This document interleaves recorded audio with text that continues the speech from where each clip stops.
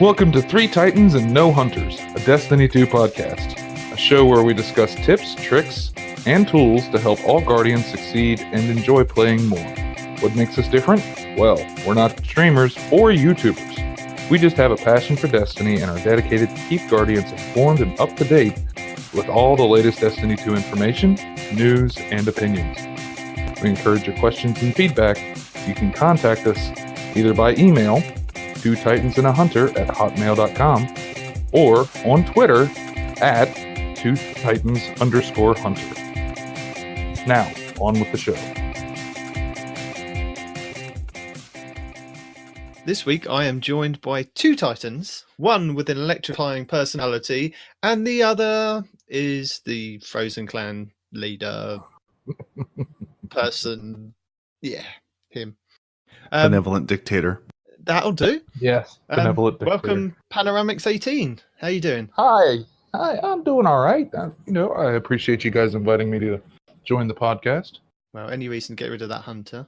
Right, look, I understand it probably boosted the viewership 20% just by eliminating one hunter. I think it does. We'll see the numbers at the end of the week. Yeah, absolutely. So do you want to tell the people a little bit about you and the clan and stuff? Yeah. I started playing Destiny 1 around the beta. I was a member of a web forum for dads that play video games and picked up a couple of other people, and we realized that there were achievements directly tied to being in a clan, so we started a clan. And I had a 4-year-old daughter at that point, I think she was 4. And we watched Frozen at least once a day, if not 6 or 7 times a day. So the only thing on my brain was Frozen. So I started a clan and called it Frozen with a 0. The clan grew from the three of us. We as long as people were reasonable human beings, we accepted them into the clan. We used what was the old way to get people together? Was it 100.io? Yeah, that's how you found me.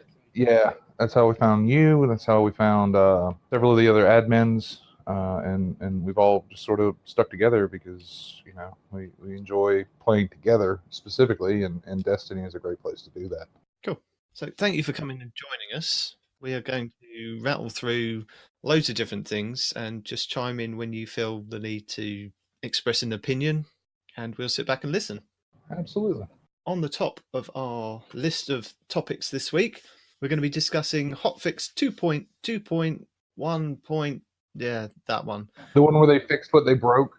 2.2.2.1.1.1. All them, yeah. Yeah.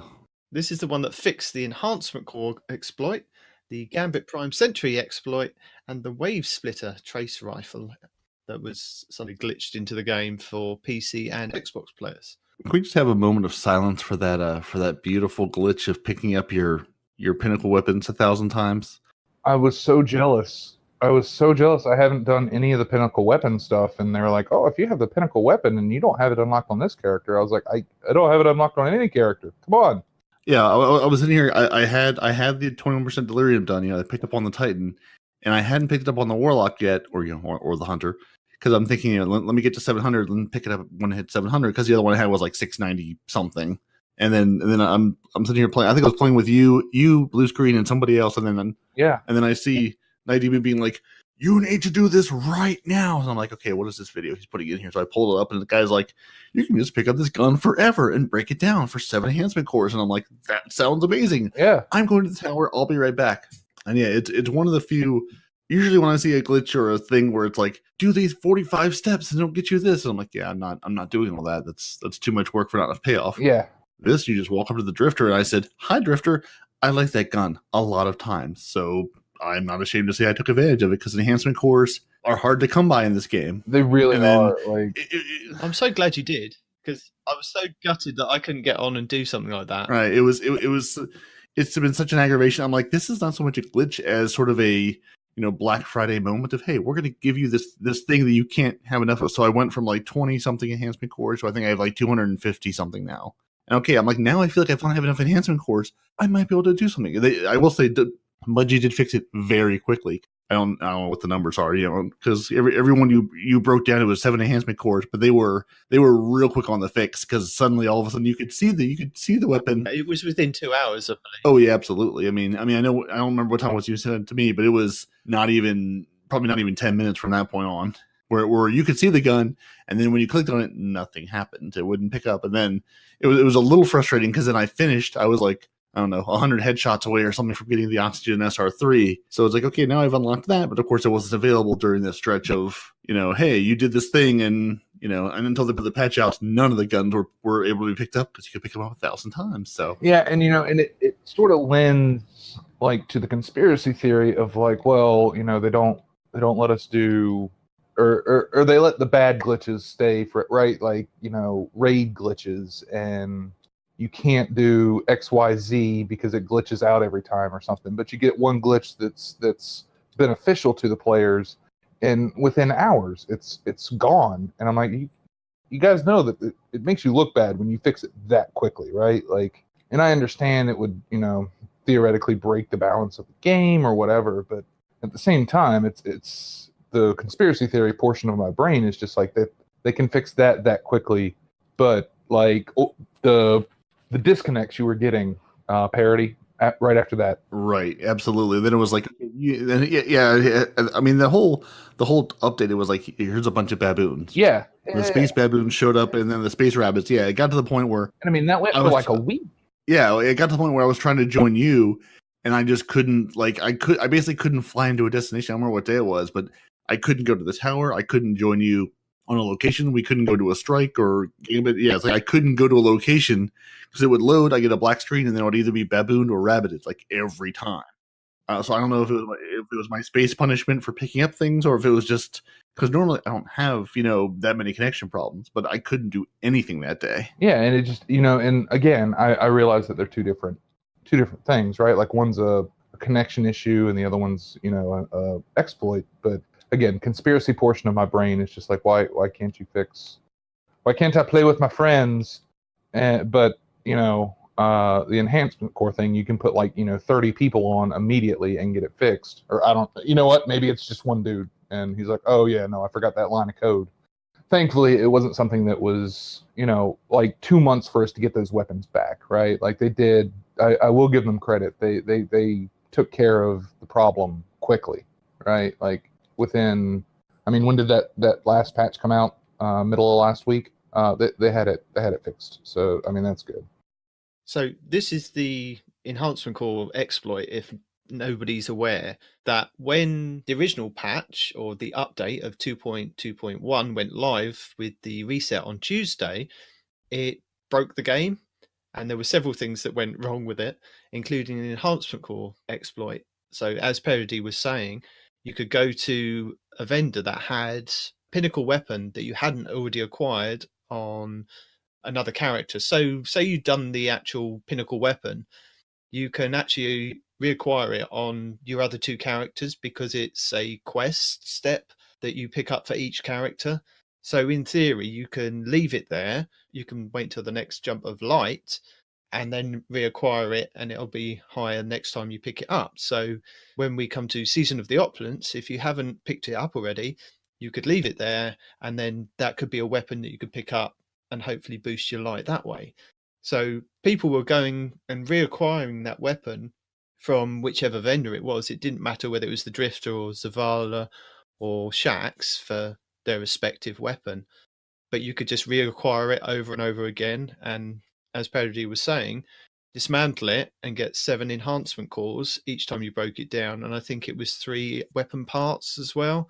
There was several videos of people getting thousands and thousands, and I don't know how they managed to find this out straight away. Well, it's like the Xur thing, the wave splitter thing. Like, who was standing beside Xur at reset and was like, oh yeah, no. They do that every week. I can understand that, but I didn't understand the enhancement core one. And I'll link a couple of videos if anybody's interested in seeing, by Cheese Forever and Esoteric, who show you what happened at the time. And there was also the Gambit Prime Sentry exploit that we spoke about last week on the podcast, where if you had a Sentry piece of armor with +3 on it and stacked the Umbral Strike, where you could get 5 times damage on a Taken, and swapping out the armor piece, it would stay on the character until you died, so you'd be able to help burn the Primeval down really fast with that buff. They've now fixed that issue, so you can now reacquire and re-equip your Sentry armor. But like you were saying, with the Wave Splitter, I understand how people found that out, because every week at reset, people are staying with Xur to pick up the next week's bounty for the 9, so they can jump ahead. So Okay.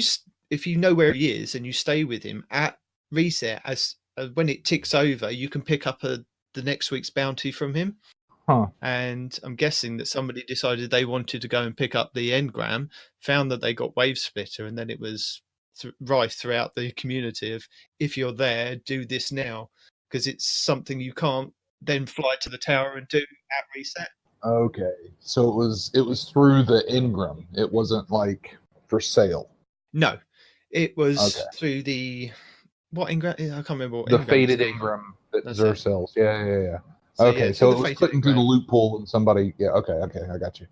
Maybe people worked it out, because they did say in the patch notes, I think just before they released the update, they said in the patch notes, any Forsaken weapon or armor piece that you don't own can now be acquired through those engrams. So maybe people were just there. I got Geomag stabilizers. They're amazing. Yeah, and it stands to reason. Yeah, especially if it's the folks who are waiting around to get the jump, or to to make their video on what Xur has, and they're just hanging out. They probably have the rest of the Season of the Drifter exotic. So the loophole says, "Hey, this is the one gun in the game you're missing. Hey, it's in the loophole all of a sudden. Here's it's hopefully balancing that towards at least a little bit towards people who are needing that weapon. So again, it's there, and I'm sure you'll be happy, 19, about the your Sentry armor being useful again after getting your full Sentry armor set. It's like, I have this full set and now I can't use it.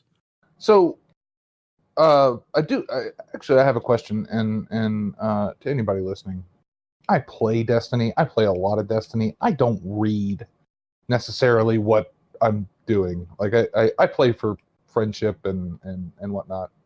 But the Sentry armor, what does it do? Yeah, on each set of armor, you've got 4 perks that you unlock at +3, +6, +10, and +15 on your armor pieces. Now, the highest armor piece is a +3, and I think that's the Notorious set that you can get.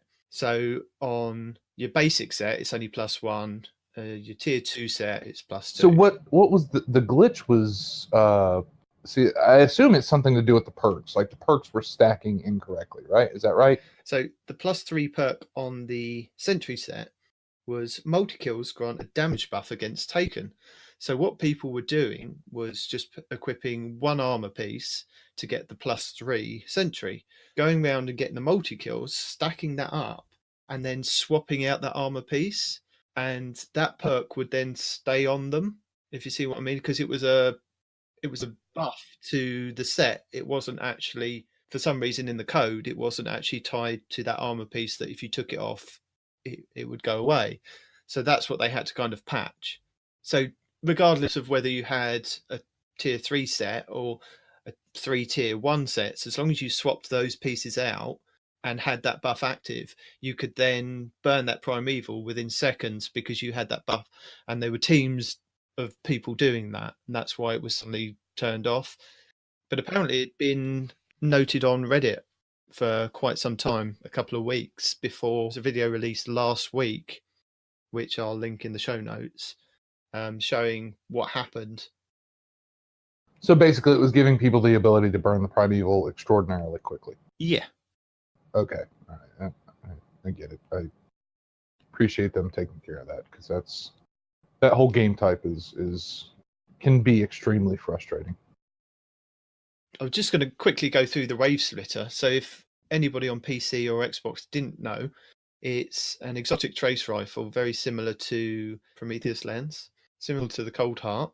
If you did pick it up, the weapon will persist in your inventory, but you won't be able to use it, and it'll become available to equip in September, when all the exclusives go live on Xbox and PC. The weapon info for it It's Omolon's newest breakthrough, using focused sonic waves to superheat electrons into a devastating energy beam. The exotic perk is the harmonic laser. Laser damage has 3 power levels that oscillate when the trigger is held down. And I will link the Destiny Tracker database info on the Wave Splitter, MTash's initial review on Wave Splitter, and there was a kind of nerf to it recently with the Black Armory, and I'll link Unknown's review post nerf for that as well. So it sounds like a gun where you can. I really appreciate the 3 levels that oscillate while the trigger is held down. I'm either going to hit you really hard or I'm going to tickle you. I'm not sure which, but something's going to happen. You're going to enjoy some level of damage. Again, we're all on Xbox. None of us, I assume you guys didn't hang out near zero and get it to drop. It's like, I don't have this gun. I will care about this gun in a year, but most likely it'll drop and I'll go, oh, look, another gun that PlayStation's had. Who cares? And move on with life. I barely remember that the other 2 trace rifles exist. I'm not sure that a third is going to change that. Yeah, a third trace rifle isn't going to change your life. You're not. Yeah, no, it's just had a third trace rifle. I mean, I'm assuming it's one. I'm assuming it's the ARC trace rifle. I mean, I was looking at the site, right? To see the Void is. We have. Right. Yeah, sorry. Yeah, Void. You're right. Yeah. Cold Hearts ARC. Prometheus lenses, solar, right? The Void trace rifle. Yeah, I was trying to remember. I was like, we're missing, we in the Xbox world, I'm like, we're missing quote unquote a trace rifle of some flavor. Which, by the way, if you're using any other special weapon other than Hard Light as an exotic special, you're doing it wrong. Hard Light is the only special energy weapon that you'll ever need. It's perfect for all situations. Absolutely, big open rooms, long hallways. The one true exotic. Groups, bosses, just hard light them all. Yeah, just hard light everything. Small room in Crucible, fill it with a laser light show. Your opponents will thank you. They will bless you for showing them the way. Yeah, for showing them the way, the truth, and the laser light show. Yes, the laser light show. It's weird, right? Like, I mean, console exclusivity and sort of straying from the topic here a little bit, but like, Borderlands 3 has just gotten in a big mess about it because it's they're putting it on Epic Game Store instead of Steam. Like, they've got a 6 months exclusivity thing with Epic Games. Right, yeah, not even a console exclusivity for certain things. It's like, you have to go buy this from a different thing at some point. Has anybody ever weighed the amount of money that you get for the exclusivity deal versus lost revenue? You know what I'm saying? Right. I mean, I'm going to assume yes, because otherwise I can't imagine they have account. Like, that's stupid. Yeah, no, you're right. Well, no. I mean, I'm going to assume yes because but honestly, I also wonder too, because it's like, because some of the exclusive stuff, it's like. But does that is anyone buying the game on a certain am I looking at Destiny or am I looking at Borderlands or Fortnite or whatever and going pick the game, any game, going I'm going to buy this game because of it's got this extra gun or it's got this extra strike. In Destiny's case, there's just there's nothing currently the PS4 exclusives until September 2019. The Wave Splitter. They've got an extra strike, the Brood Hold. It's a hive strike on the Tangled Shore. I think they've that's got the an only armor thing piece, I really don't like is the extra strike. I think the extra content. The weapon, okay, whatever. Yeah. I don't have all the exotics now, right? Right. Yeah. I mean, there's an extra ship. Who cares about an extra ship? Right, yeah. I'm not working that hard. Unless you're a collector and want to collect every last thing. And then there's an armor set per character. One for the mimetic savior armor for the Titan, the Red Moon Phantom armor for the Hunter, and the Thorium Holt armor for the Warlock. Who cares? Yeah, Cool. You have an extra gun, an extra armor set, an extra ship, and then an extra strike. But yeah, like you said, the content. I mean, we're already, I feel like, so we haven't gotten any influx of strikes or new Crucible maps or any new content. I mean, on any platform, right? Yeah, just the extra content. It's like you made this, you put it out in the world, and only a part of your community can play it. Now again, I know PlayStation is like the 800-pound gorilla in the console thing. They're right. Yeah, I don't know. They have all nearing 100 million. Yeah, I was trying to look up some numbers. I guess Xbox or Microsoft stopped it said stop putting out numbers for units sold in like 2015. So they've been folks have been guessing at the numbers ever since. I mean, PlayStation's like I think they're at 90 something million PlayStation sold, and and PC is a smaller number just because it just came out. But there are tons of PC gamers out there. I'm sure those numbers overall are larger. Oh yeah, but it's like it just seems weird. It's just a weird thing where it's like it gives you your platform some little extra bit of content. But it's like is anyone at home with an Xbox and a PlayStation going, well, the PlayStation has these extra things and the Xbox doesn't? I feel like the question is probably more, where do my friends play? Yeah, because I mean, like all my friends are on Xbox, so I bought an Xbox. That was my decision. There is nothing in Destiny 2, and again, I've been playing for years now, that when I saw it, I was like, man, I gotta go get me a PlayStation, right? Like there's nothing like that. Like there's no any of the exclusivity stuff. But are you not coming at it from a guy that's actually got responsibilities and a family and can't just throw £500, $500 at a new machine and go, I'm going to go with that? Sir, I am 350.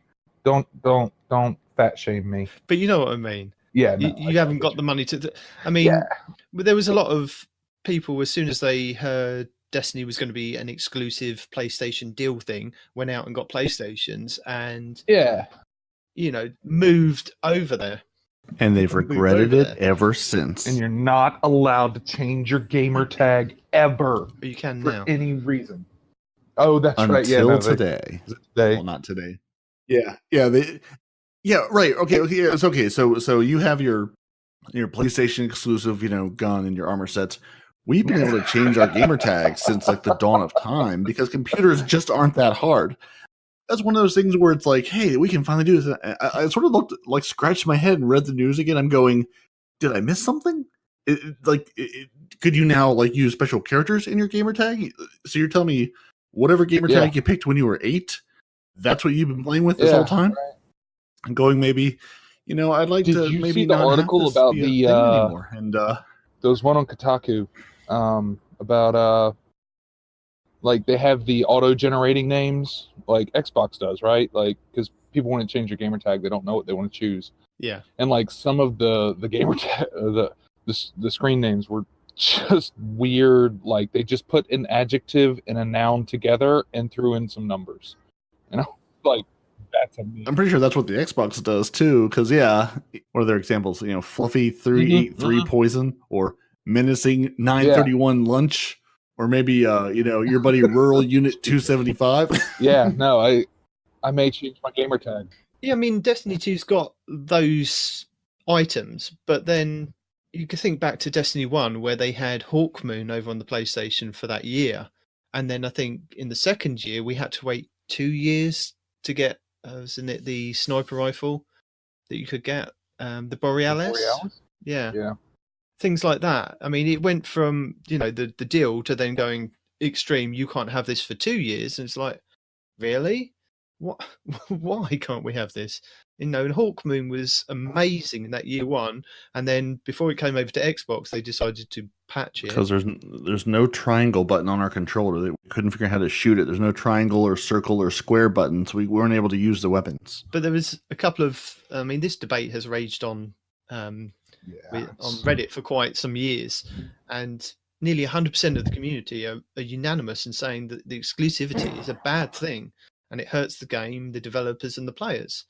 Yeah, it's sort of like microtransactions, right? Until people vote with their wallets and say we're not doing this anymore, they're going to keep doing it, right? Because the financial gain that they get from these exclusivity deals obviously outweighs the loss, you know what I'm saying, by people not buying the game and or whatever.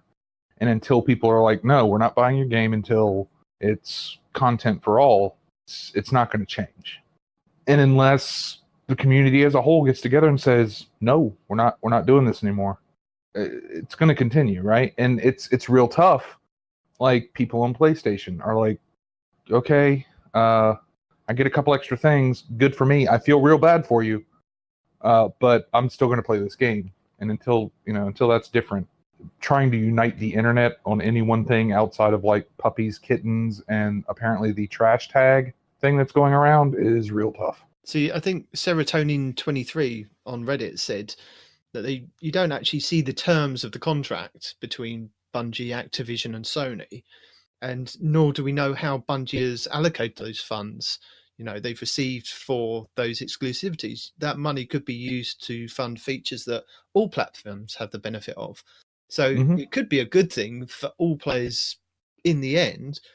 You just don't know because nobody's actually telling you what they've done with that money. And that's up to them. But one of the most controversial parts of it with the exclusivity is no matter which platform you've purchased your game on, you pay the same price for the same version as the next person, regardless of the extras you could possibly get, because you chose the correct platform to begin with.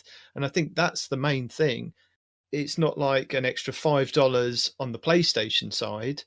It's the same price for Xbox, for PC, for PlayStation, and I think that's where the frustration comes out of, is if I wanted to buy Destiny 2 with the Cade bundle, I was charged an extra $5-10 for that because I got emotes, I got emblems, shaders, stuff like that.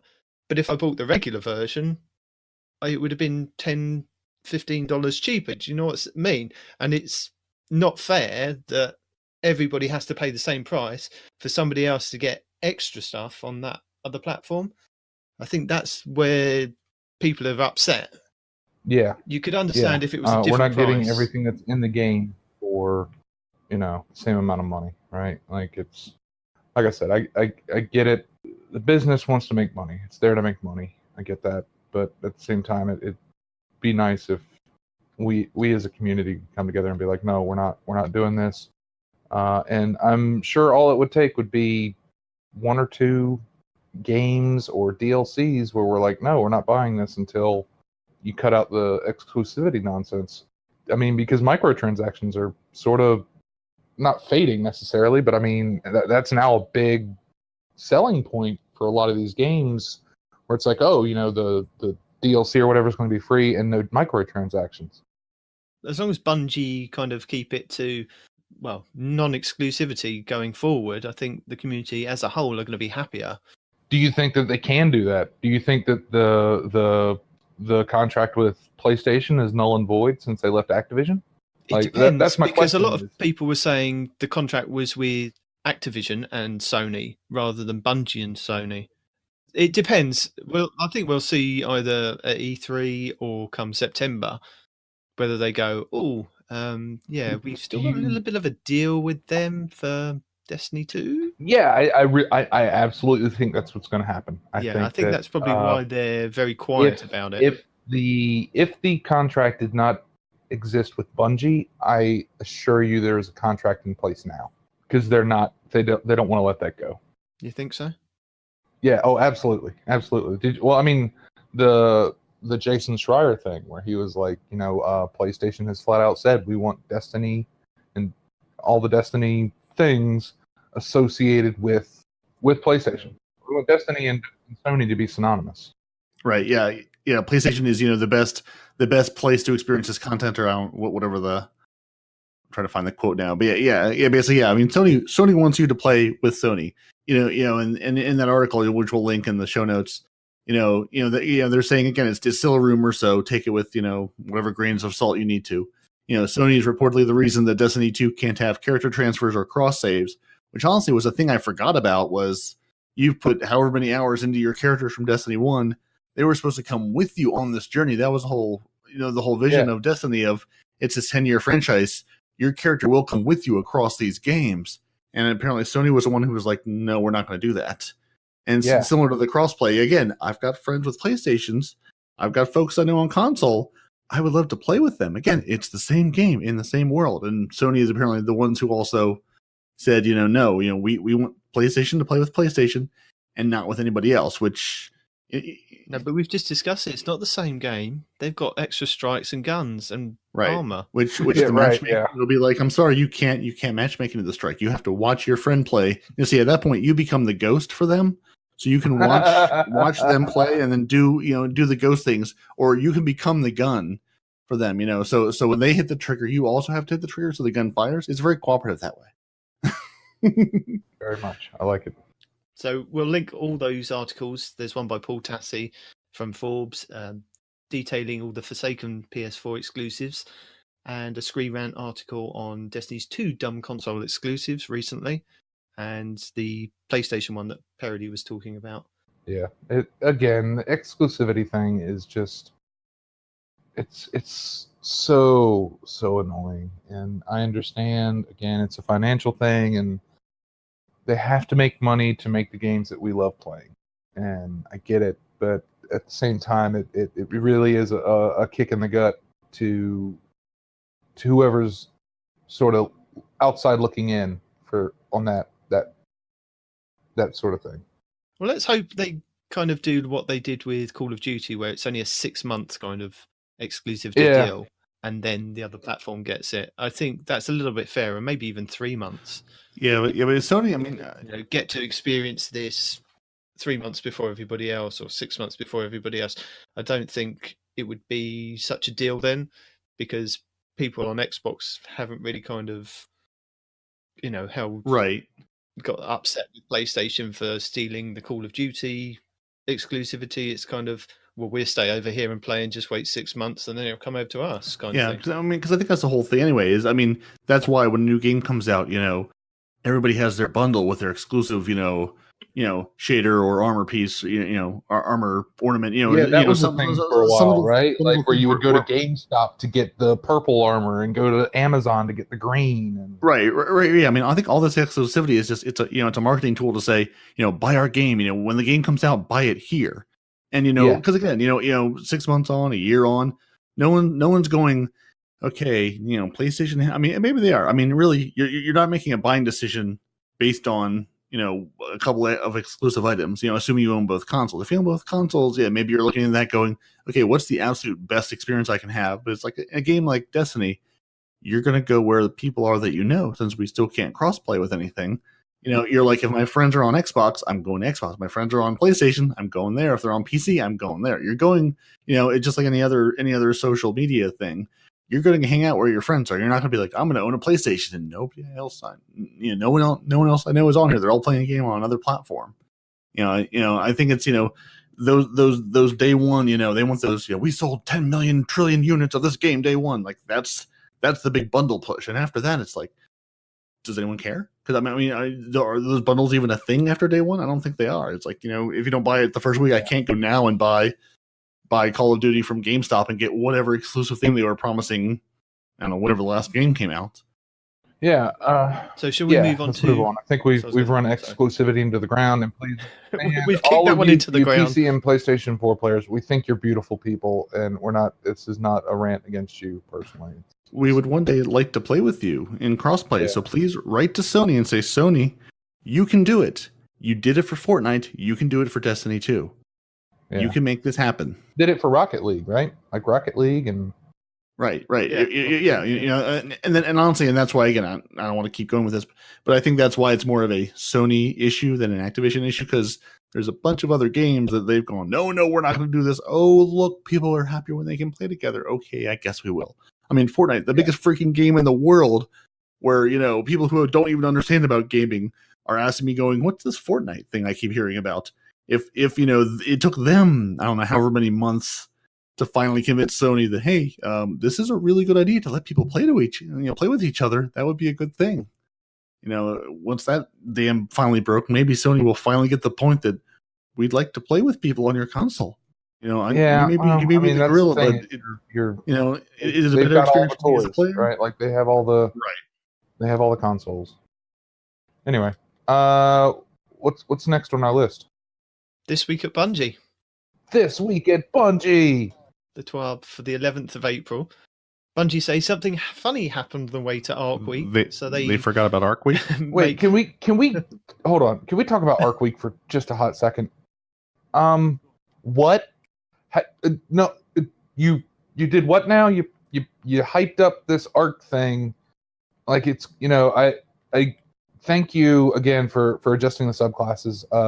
I'm actually playing as a Stormcalling Warlock right now, and it's beautiful, but I'm not sure that naming it was a hot idea. And I listened to True Vanguard talk about it for a little bit. I knew you were going to say that. I listened to True Vanguard on the Destiny Community podcast, and I agree with him. Yeah.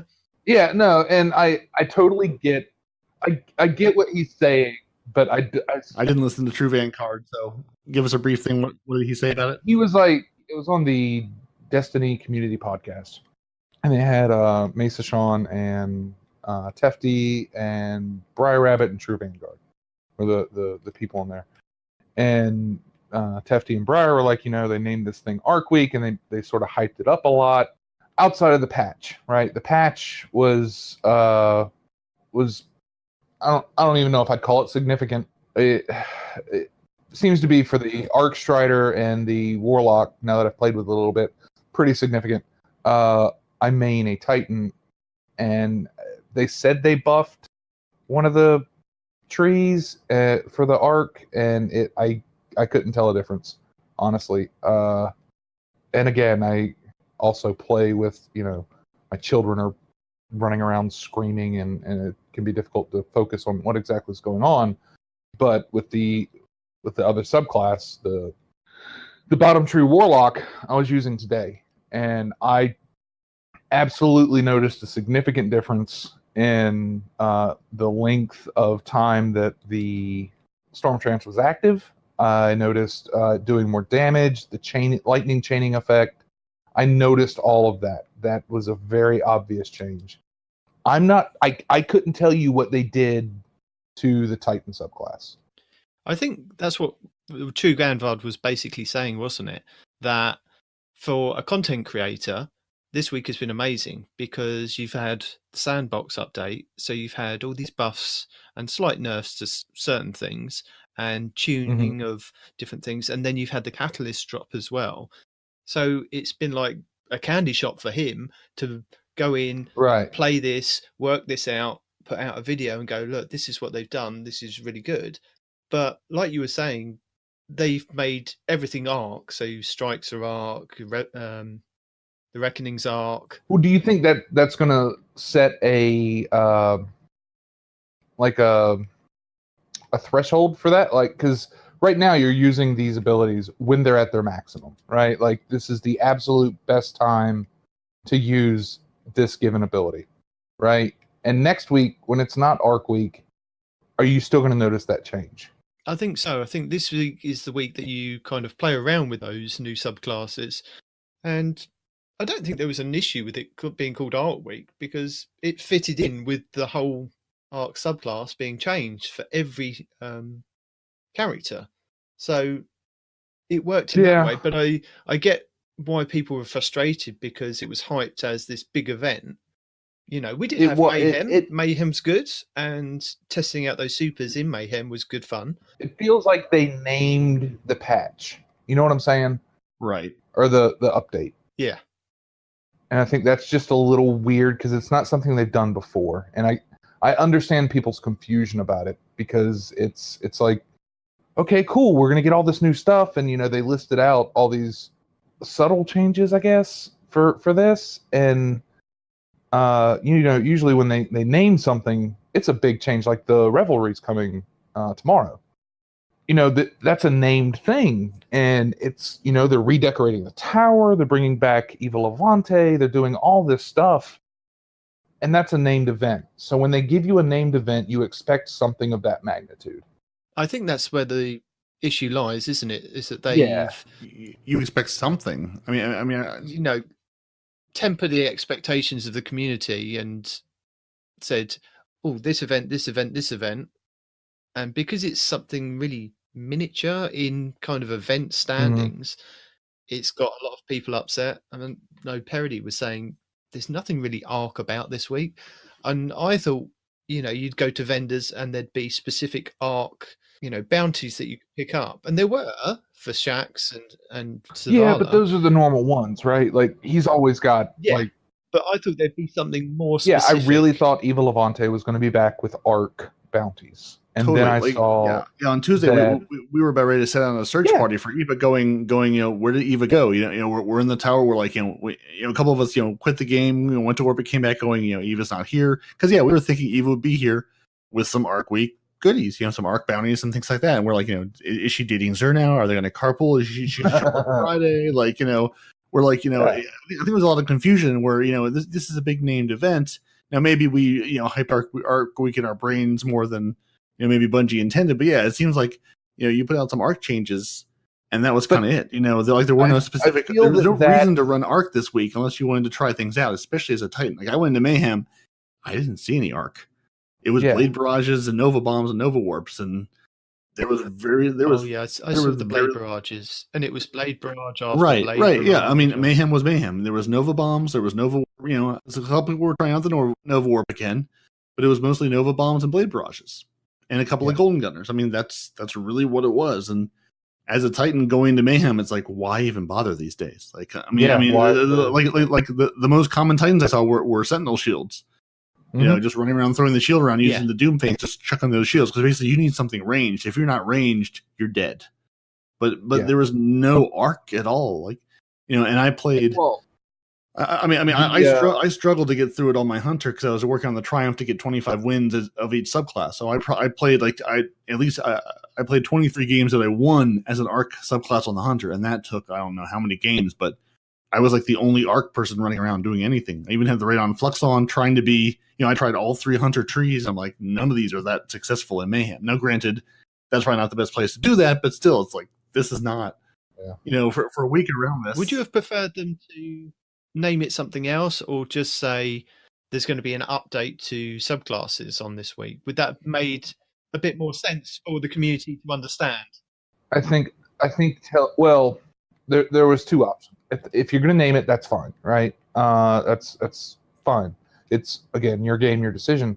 Speaking from Bungie's perspective, maybe put a bit of detail with it. Yeah, put Arc Week subclass tuning. That's it, kind of thing, rather than this is Arc Week. Yeah, or once they saw everybody, because you can't say that they didn't know that there was people were getting their expectations raised, right? Like, because there was things on Reddit, there was things on social media, right? Like, the word was out that Arc Week was coming. Yeah. And once they saw sort of people's expectations, and I think Mesa Sean put out a video about Arc Week, and he's like, oh, Evil Levante, they found this thing in the, I don't know, in the database. There, thank you. Once they saw that, maybe they could have tempered it a little better. Be like, no. Listen up, guys. This is not, you're getting a little ahead of yourselves. Yes, we are bringing Evil Levante back. Maybe that's when they should have released the Revelry information. So I don't know.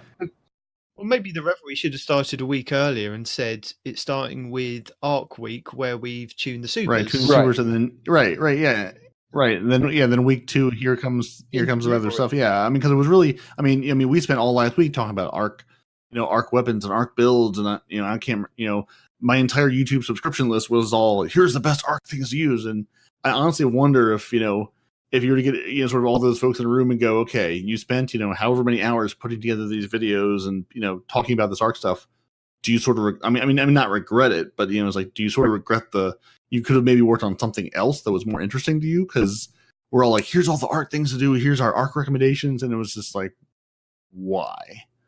Yeah, I mean, don't get me wrong, I'm not bashing Bungie for the fact that they've done a specific week on Arc. Not at all. It's a fun week. Right, it's a fun week. But I think what we're pointing out to them, if they're listening, is the fact that don't, package it as Arc Week and then just leave it at that and let the community kind of get all fevered up about it and get excited. Right, totally.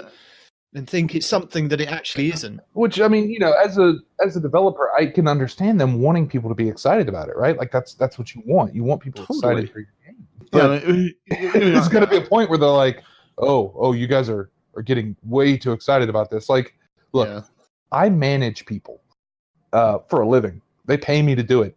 If I tell them, hey, we're going to do X, Y, Z, and they're like, a Christmas party, so for instance, and they're like, oh, this is going to be great. We're going to do this and this and this and this. No, stop. You are getting way ahead of yourself. you need to back up and settle down a little bit because it's not going to be like that, right? Again, it's that loss versus gain sort of the proportion, right? Not proportion, whatever. Yeah, I don't word good some days. Is the hype that surrounds Arc Week worth the inevitable bad karma or publicity or whatever when people feel let down? Yeah, the letdown of it, and yeah, there's two points I want to make. I mean, one is, this is why I try to sort of mostly ignore all the, hey, we've data mined this, we've found that, because it's like, yeah, it's like you're finding things, but maybe you're finding things and you're reading more into it what's there. Again, maybe I assumed Eva was coming because people were like, oh, we found Eva and da. Yeah, because she's coming the next week. She's not coming for this week, and and just so we're not sitting here going, this is terrible, this is terrible. Something I would have liked to see, if you're going to do an Arc Week, I would have loved to roll into Zavala. And Zavala was like, all right, I want you to go run your Arc subclass on a strike. I want you to do that with 2 other people. I want you to get, 50 kills with a Cold Heart. I want you to go, grab your Thunderlord out. I want you to get 100 kills with, like give me some Arc-based reasons to play the game. I was expecting it to be, it does not just, get Arc kills in the Crucible, get Arc kills in Strikes, say, I want you to take that Cold Heart in the Crucible and I want you to kill 10 people with it. Give me some reasons to pull out some of these Arc exotics or these Arc weapons and say, put on an Arc hand cannon and get 5 headshots, in the Crucible, whatever. Give me some bounties based around Arc. I would love to see something like that. Give me a reason to do this. In Bungie's defense, maybe it was maybe the set rotation, right? Like, because this was Arc Week, Arc Burn Week for strikes and whatnot anyway, right? Maybe it's a programming thing, right? Like the act of trying to get the rotation moved or adjusted is more trouble than it's worth, right? Like I don't know much about programming video games outside of look, I know what lines of codes look like. I watched The Matrix one time. Like it may be a thing, right? And and again, if that was the case, maybe you say like Night Demon was saying, you say we're tuning the Arc subclasses. Please, go out and have a ball in Mayhem and on the strikes and the daily story missions. Go have fun, and maybe not call it Arc Week, right? Or hype it as hard as they did. Right. Yeah. Yeah. So it's this whole thing about Arc, and yeah, because like I said, I've run some strikes this week. I've played a whole bunch of Mayhem. I played on my Titan to the point where it's like, okay, there's certain situations where I can sort of see some of the buffs, but really it's like it honestly it buffs my weapons more. And it's like they were saying, we want you to punch things, shoot things, punch things, shoot things. I've seen a bunch of videos folks have put out too about you can get 1-hit kills with this gun now or 2 taps with this gun because of the the Titan bottom tree buffs. But really, it's like I'm not noticing that as much. Whereas I played on the Hunter, and again, I am in no means a Hunter expert, but I was at least seeing some of the changes and seeing some of the damage output I was able to do on the Hunter. And the Warlock I didn't get to, so I'm glad you did. Because the Warlock seemed like the biggest changes came to the Warlock. Like I played a couple of matches with Warlocks, and it's like they threw that rift down. And it's like, oh, this is a Will of Radiance size rift you've put down with Arc buddies, and we're just can hang out in this now and splash around in this pool of Arc. Like this is a big noticeable change. Like this is really nice. So I'm glad they made the changes. But yeah, it seemed like it's just a little. They sort of they put on the calendar as Arc Week. I would have loved to see, again, I'm going to say it again, bring back Crucible Labs and give me some sort of Arc, this would have been a perfect time. That would have been amazing, wouldn't it? Like, yeah, like a right, Arc this burn Crucible list? Right, like, yeah, you could only do damage as Arc. Or this would have been a perfect time to bring back Rift. Hey, grab this Arc ball, put it in the Arc basket, you right. Do this with Arc, and either say you have to play this with an Arc, you probably couldn't say require an Arc subclass, but say damage is doubled if you're using Arc weapons or something like that, and put it in a Crucible Labs playlist so you're not making changes to sandbox whatever, but say hey here's an event around Arc Week, or give us a different Crucible type and have it be Arc dodgeball whatever, something right. like you've got all the mechanics in the game. And Destiny, and look, you have my absolute permission. Call it Pan Ball. And the idiot Pan has to try to make it with the Arc charge into the well. I don't care. Whatever. Yeah, I mean, I would love a dodgeball. You have all the mechanics. You've got a ball. You can throw it at things. There's some tracking towards the people. Give us a sandbox to play in. I feel like Destiny 1, they were a lot better at trying new things and sort of trying things publicly again. And they were like, oh, again, I know I've talked about Crucible Labs a lot before, but you made this whole thing about Crucible Labs. Here's a thing where, all the points are made up and they don't matter. This would have been a perfect time to say, hey, it's Arc Week.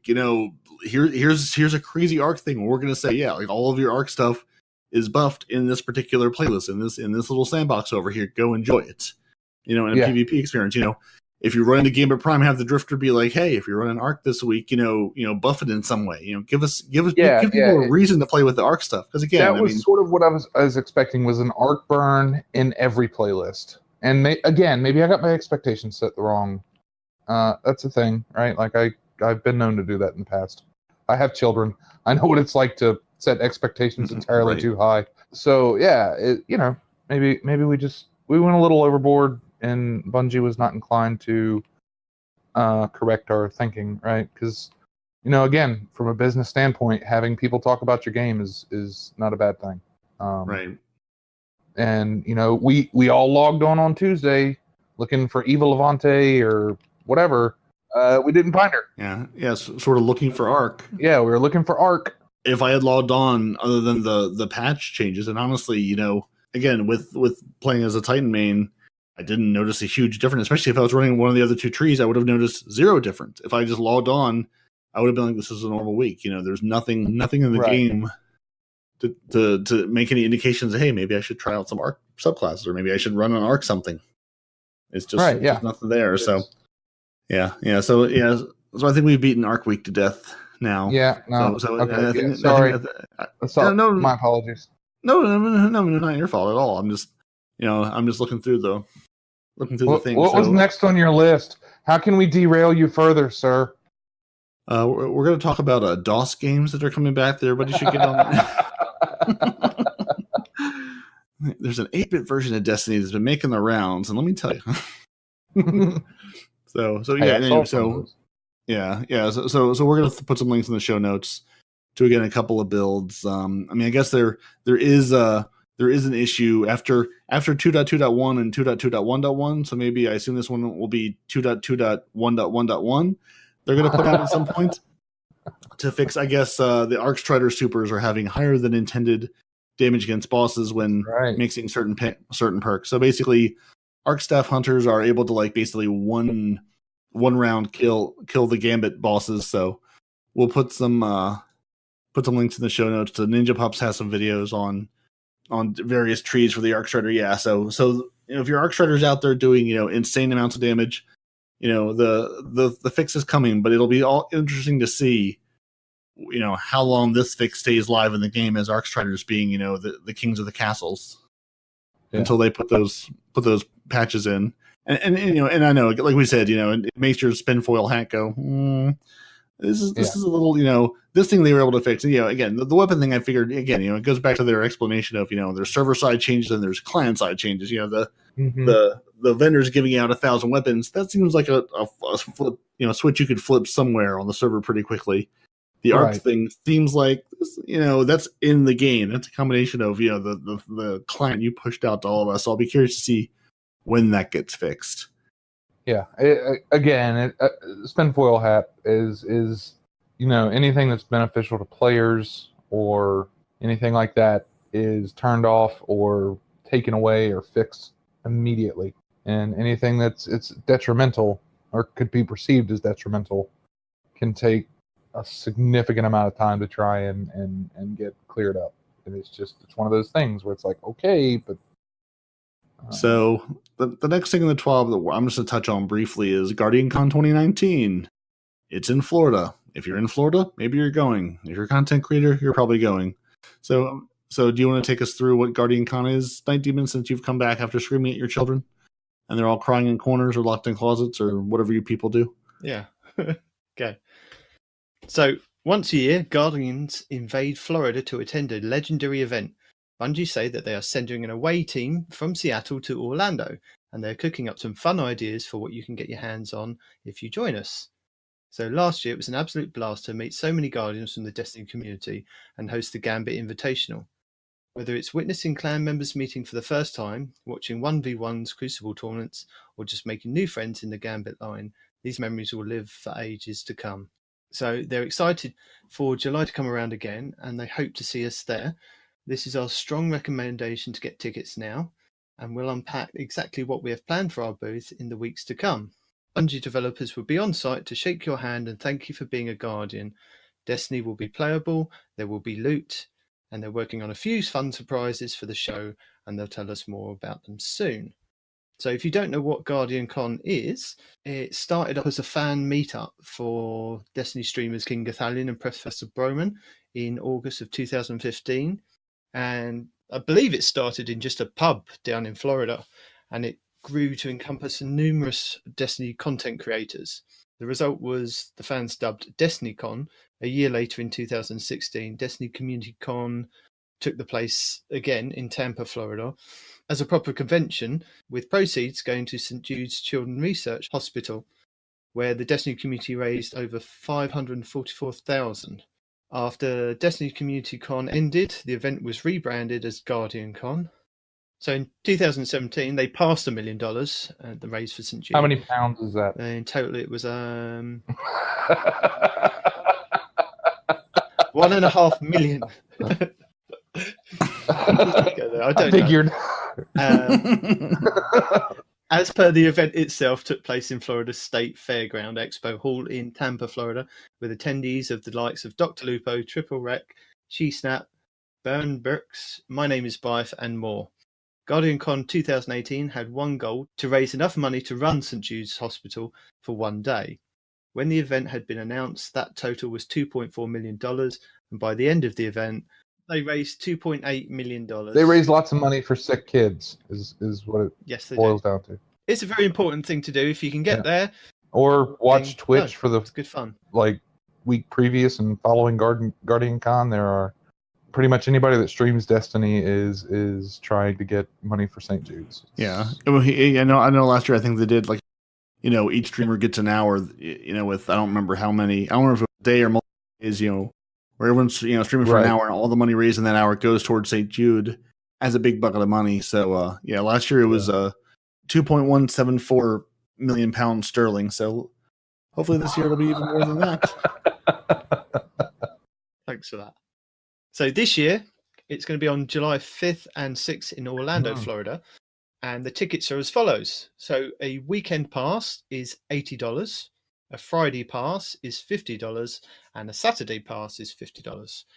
If you wanted the GuardianCon 2019 Premier Pass, that's $105, and that includes general admission, access to an exclusive lounge, which includes lounge seating, low lighting, closed circuit main stage viewing, included in GC 2019 swag bag.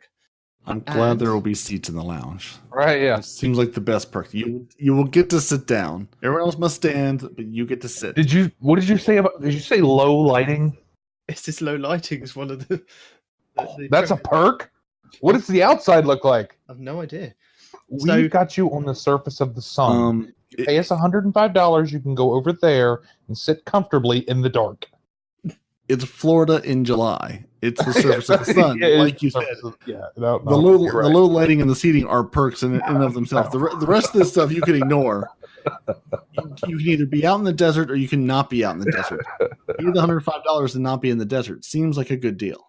If you wanted the GuardianCon 2019 Premier Plus Pass, unfortunately that is now sold out, and that was $135, and that included general admission, access to Rare Drop Awards, and that was an 18+ event, and then the rest of the lounge seating, low lighting, closed circuit main stage viewing, and a swag bag. Right.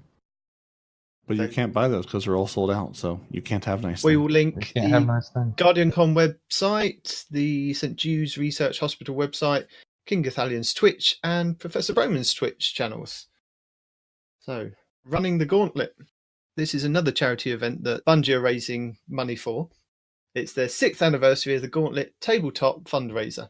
On Sunday, May 19th, Team Bungie will compete in the tournament against 20 other local gaming studios and the tabletop aficionados in order to raise funds for the El Centro del Raza, the Center for People of All Races, a Seattle-based organization that works to build unity across racial and economic sectors and empower the most vulnerable and marginalized populations. They're raising money for a charity. You should donate because charities are good. As with all things charity, give money to charity, give money to Bungie for this charity. What I want to know is, can I watch on Twitch them play tabletop games, possibly really poorly? Because that's really what I'm in for. That's what I need. Yeah. So again, if you give them $50, you'll get this exclusive Gauntlet 2019 emblem. It's green, it's pretty, it's very St. Patrick's Day-y, so they missed the mark on that one because that should have been back in March, but hey, it's okay. If you give them $100, you'll get your lovely emblem plus the programmer's art caricature of you. We can't guarantee it'll be good, but it will be funny. Can you request a particular programmer? Because I just want to know.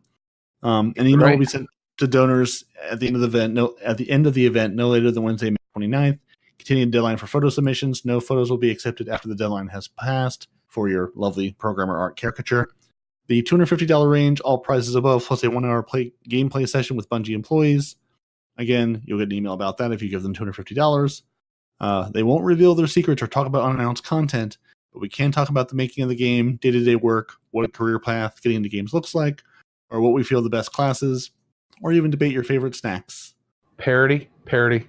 We need to come up with $250 because we need that hour to ask them how desperately in need are they of leadership. Because I've read Blood, Sweat, and Pixels, man, and it sounds like they need a manager. They need a manager hard. Leadership and maybe some QA folks. Right? Yeah. we love you, Bungie. I love your game. Your game is amazing, but we can help. I want to love it better. So I want to love it better. So for $250, yeah, you can talk to Bungie and hang out with them for an hour. For $500, you get all of that above, plus lunch at Bungie with the Gauntlet tournament participants, followed by a tour of Bungie's public-facing lobby, not the private-facing lobby, or the private matches. Not going to happen. Wait. I paid all that money for DLC so they could have multiple lobbies? Absolutely. You'll get an email sent to you. Travel and accommodations are not included, so if you're not local, you'll have to figure out a way to get there and pay your own way. For $1,000, you'll get the full tour of the studio for you and your fire team, including on-site Destiny gameplay with Bungie employees, motion capture tour, audio tour, and more. So give them $1,000. You'll get all the things. Again, you'll get an email. They'll work out dates with you. Travel and accommodations are not included. The top 50 donors will receive a signed PS4 Destiny 2 Collector's Edition that I don't know what the rest of us are going to do with, but hey, you'll have a collector's edition. You can put it on your shelf and look at it lovingly. Ties will be broken by donations received at the earliest date. So if you're trying to get on that sweet PS4 Destiny 2 Collector's Edition, give your money now. Again, you get an email about it. Exact distribution dates to be announced. All donors, they'll work out all the details with you once you give them piles of cash. So again, I mean, whether it's GuardianCon, whether it's the tabletop, promotion for the Center for People of All Races, both of them are good funds. If you don't want to give the money directly, wait for your favorite streamer to stream around GuardianCon. I know a lot of those folks won't be going, and again, I'm sure there will be another 24-hour stream going. And again, anybody around Destiny, and I know they've expanded this year to other, some other games and other folks. I think, I don't remember the other studios who said they're going to be involved with GuardianCon, but I mean, it's a great charity. I mean, St. Jude's, they basically are people that have, kids that are sick beyond belief. They basically give you the care that no family would be able to afford ever for their children, and they do it for free. So, I mean, it takes $2.5 million to run the place for a day. It's absolutely a phenomenal event. Whether you can go or not, again, we aren't going to be going to this, but when your favorite streamer streams and does that GuardianCon or is that St. Jude's promotion, throw a couple bucks their way. It'll make them feel good. It'll make you feel good. You're going to help some sick kids out. It's a phenomenal charity. So, it's absolutely worth it. And it's just a great way to come together as a community. Destiny 2 has such a cool community that we can do these things and raise all this money for kids. It was so cool to last year just to see those numbers go up. And honestly, just like the looks on the streamers' faces when someone would come in and drop here's $1,000. I think someone had $10,000 dropped into their stream anonymously last year. Just to see the reaction of them is phenomenal. So again, it's a great charity. It's a great, cause to give to. If you got a couple extra bucks, throw some money their way. It's absolutely worth it. And we'll put all the links in the show notes for that. And now we're going back to our Gambit King over there in the UK for this Gambit Prime UK tournament that Pan and I will sit here and glaze over because we can't be involved anyway. No, because you're not special enough. That's what it is. So, Belong.gg are doing a Gambit Prime UK tournament. And they say they are very excited to announce that we are working alongside Bungie in order to bring the world's first ever Destiny 2 Gambit Arena Cup tournament across 22 locations in the UK. So assemble your 4-player fire team to get ready for the qualifiers that will be starting on the 24th of April. There is a first and second place prize up for grabs, including cash and exciting prizes from Bungie for our winners. The tournament will be held on PC, but you can still get involved if you're a console player. We have a first-come, first-served accounts with preloaded Gambit Prime gear and a selection of weapons available. So make sure that you sign up at your nearest arena. Players must be 16 plus to enter the tournament. Players under 12 must be accompanied by an adult. Players must be the required age to play age-restricted games unless parental consent is given. So, 24th of April is the qualifiers. 1st of May is week 1. 8th of May is week 2. 15th of May is the playoffs, and the 18th of May is the finals, which will be at the Belong in Nottingham. Format is team size 4v4, so group stage is play each team in the groups. Top 8 teams will play advance to playoffs, and playoffs a double elimination bracket. And the prizes are £100 for the first place and £50 for the second. And the arenas that you can sign up for are a bunch of ones around the UK that we don't need to get into. You know what? I was going to get you to say all these because I'm sure you'd butcher half these names.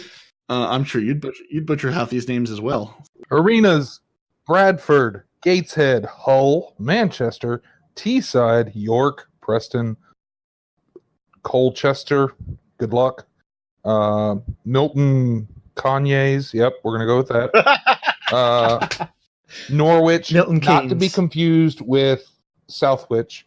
Nottingham, again, if you see the sheriff, get out of the way. He's really, really, really particular. Bristol City Centre, spelled incorrectly. Bristol Cribs.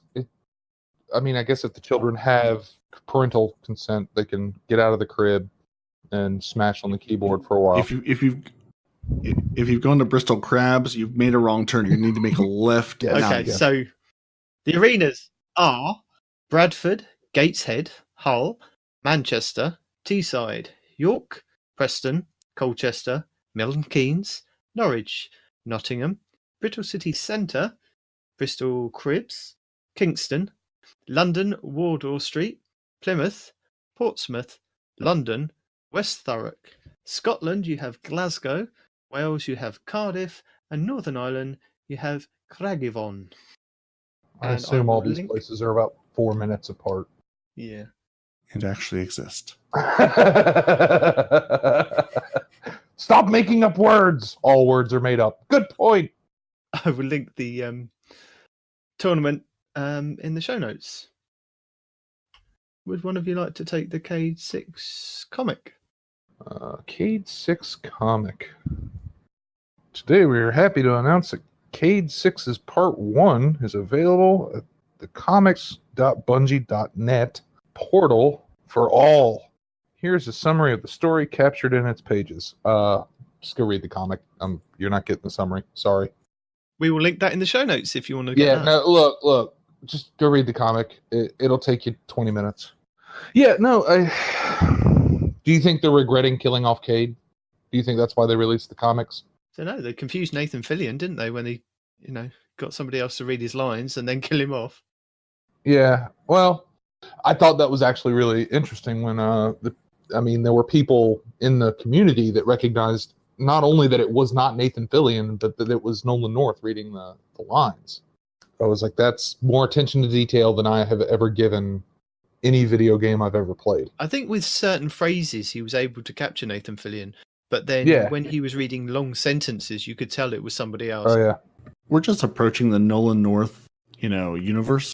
I'm telling you, I am so happy when I met him. I met him and I made him regret his life choices, and it was amazing. At the Awesome Con in Washington D.C. 2 or 3 years ago. I met Nolan North, and I got the last Destiny Ghost picture. Like, so if you haven't been to a Comic-Con or to one of these autograph signings, you can bring your own thing, and they will absolutely sign it, generally speaking, for a small, or well, not necessarily small, but for a fee, they will sign whatever you have. But they also have, in Nolan North's case, they had like a, I don't know, larger than a postcard thing with the Destiny Ghost. They had some stuff from a bunch of the other stuff that he's done. What else? What's the adventure one on PlayStation exclusive? We don't care about PlayStation. Fair enough. Uncharted. That's Google right. Nolan North and look him up. Yeah. They had a bunch of stuff from Nolan North, and I picked up the last one with the Destiny Ghost on it, and Nolan North looked at me and goes, "Oh, you play Destiny?" And I'm like, "Yeah, man, it's a great game. I love it. I appreciate all the work you've done on it. You've done a fantastic job." And he's like, "Oh yeah, I just got done recording lines for whatever the DLC that was coming out." He's like, "It was great. It looks fantastic." I'm like, "Oh, that sounds good." And he goes, "Okay, I'm going to sign this. Do you want me to sign Eyes Up Guardian?" And I'm like, "Nope. I want you to sign I Live in Your Backpack, Nolan North." And the look of absolute disappointment on his face when he wrote those words was just, look, I thrive off of people's absolute anger towards me, and disappointment and chaos are the three things that I live off of. And that moment was just a shining example, and it fueled me for weeks. It was amazing. But yeah, back to Cade 6, right? Like, they're putting out the comic, and I think I saw the cover on it, and it's like Cade 6 with like all the people from the tower behind him. And you know, I mean, you killed him off, right? Like, he's dead. And here's all the people that, have disappointed him by allowing him to die. Right, yeah.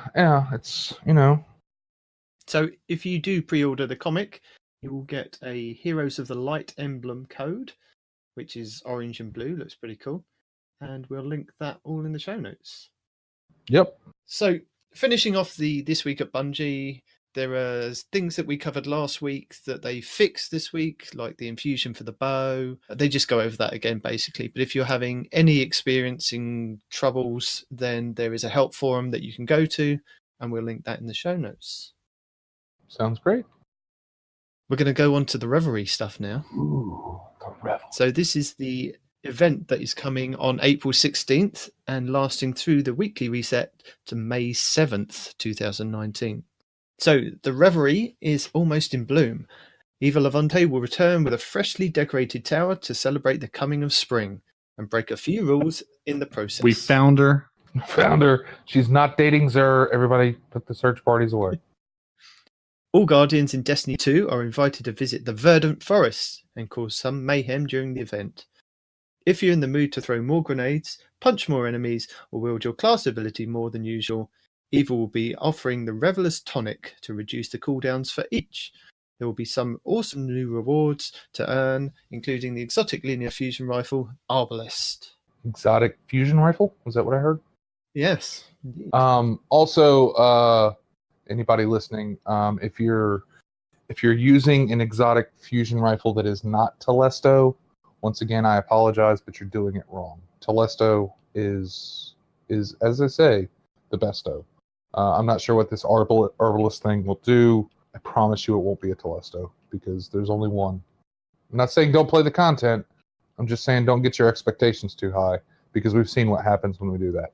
This Verdant Forest that they're talking about is very similar to the Haunted Forest from the Festival of the Lost.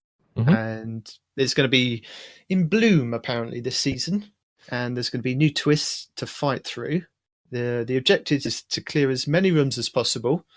The more spaces you clear, the more time you'll have to defeat the onslaught of 5 different bosses and claim your reward. So if you want to go in as a team, like a pre-made fire team, you can do that. Or you can do matchmaking. Or similar to the Haunted Forest, you can go in as a solo player. I remember doing that just to kind of do some of the bounties where... Because he doesn't like us.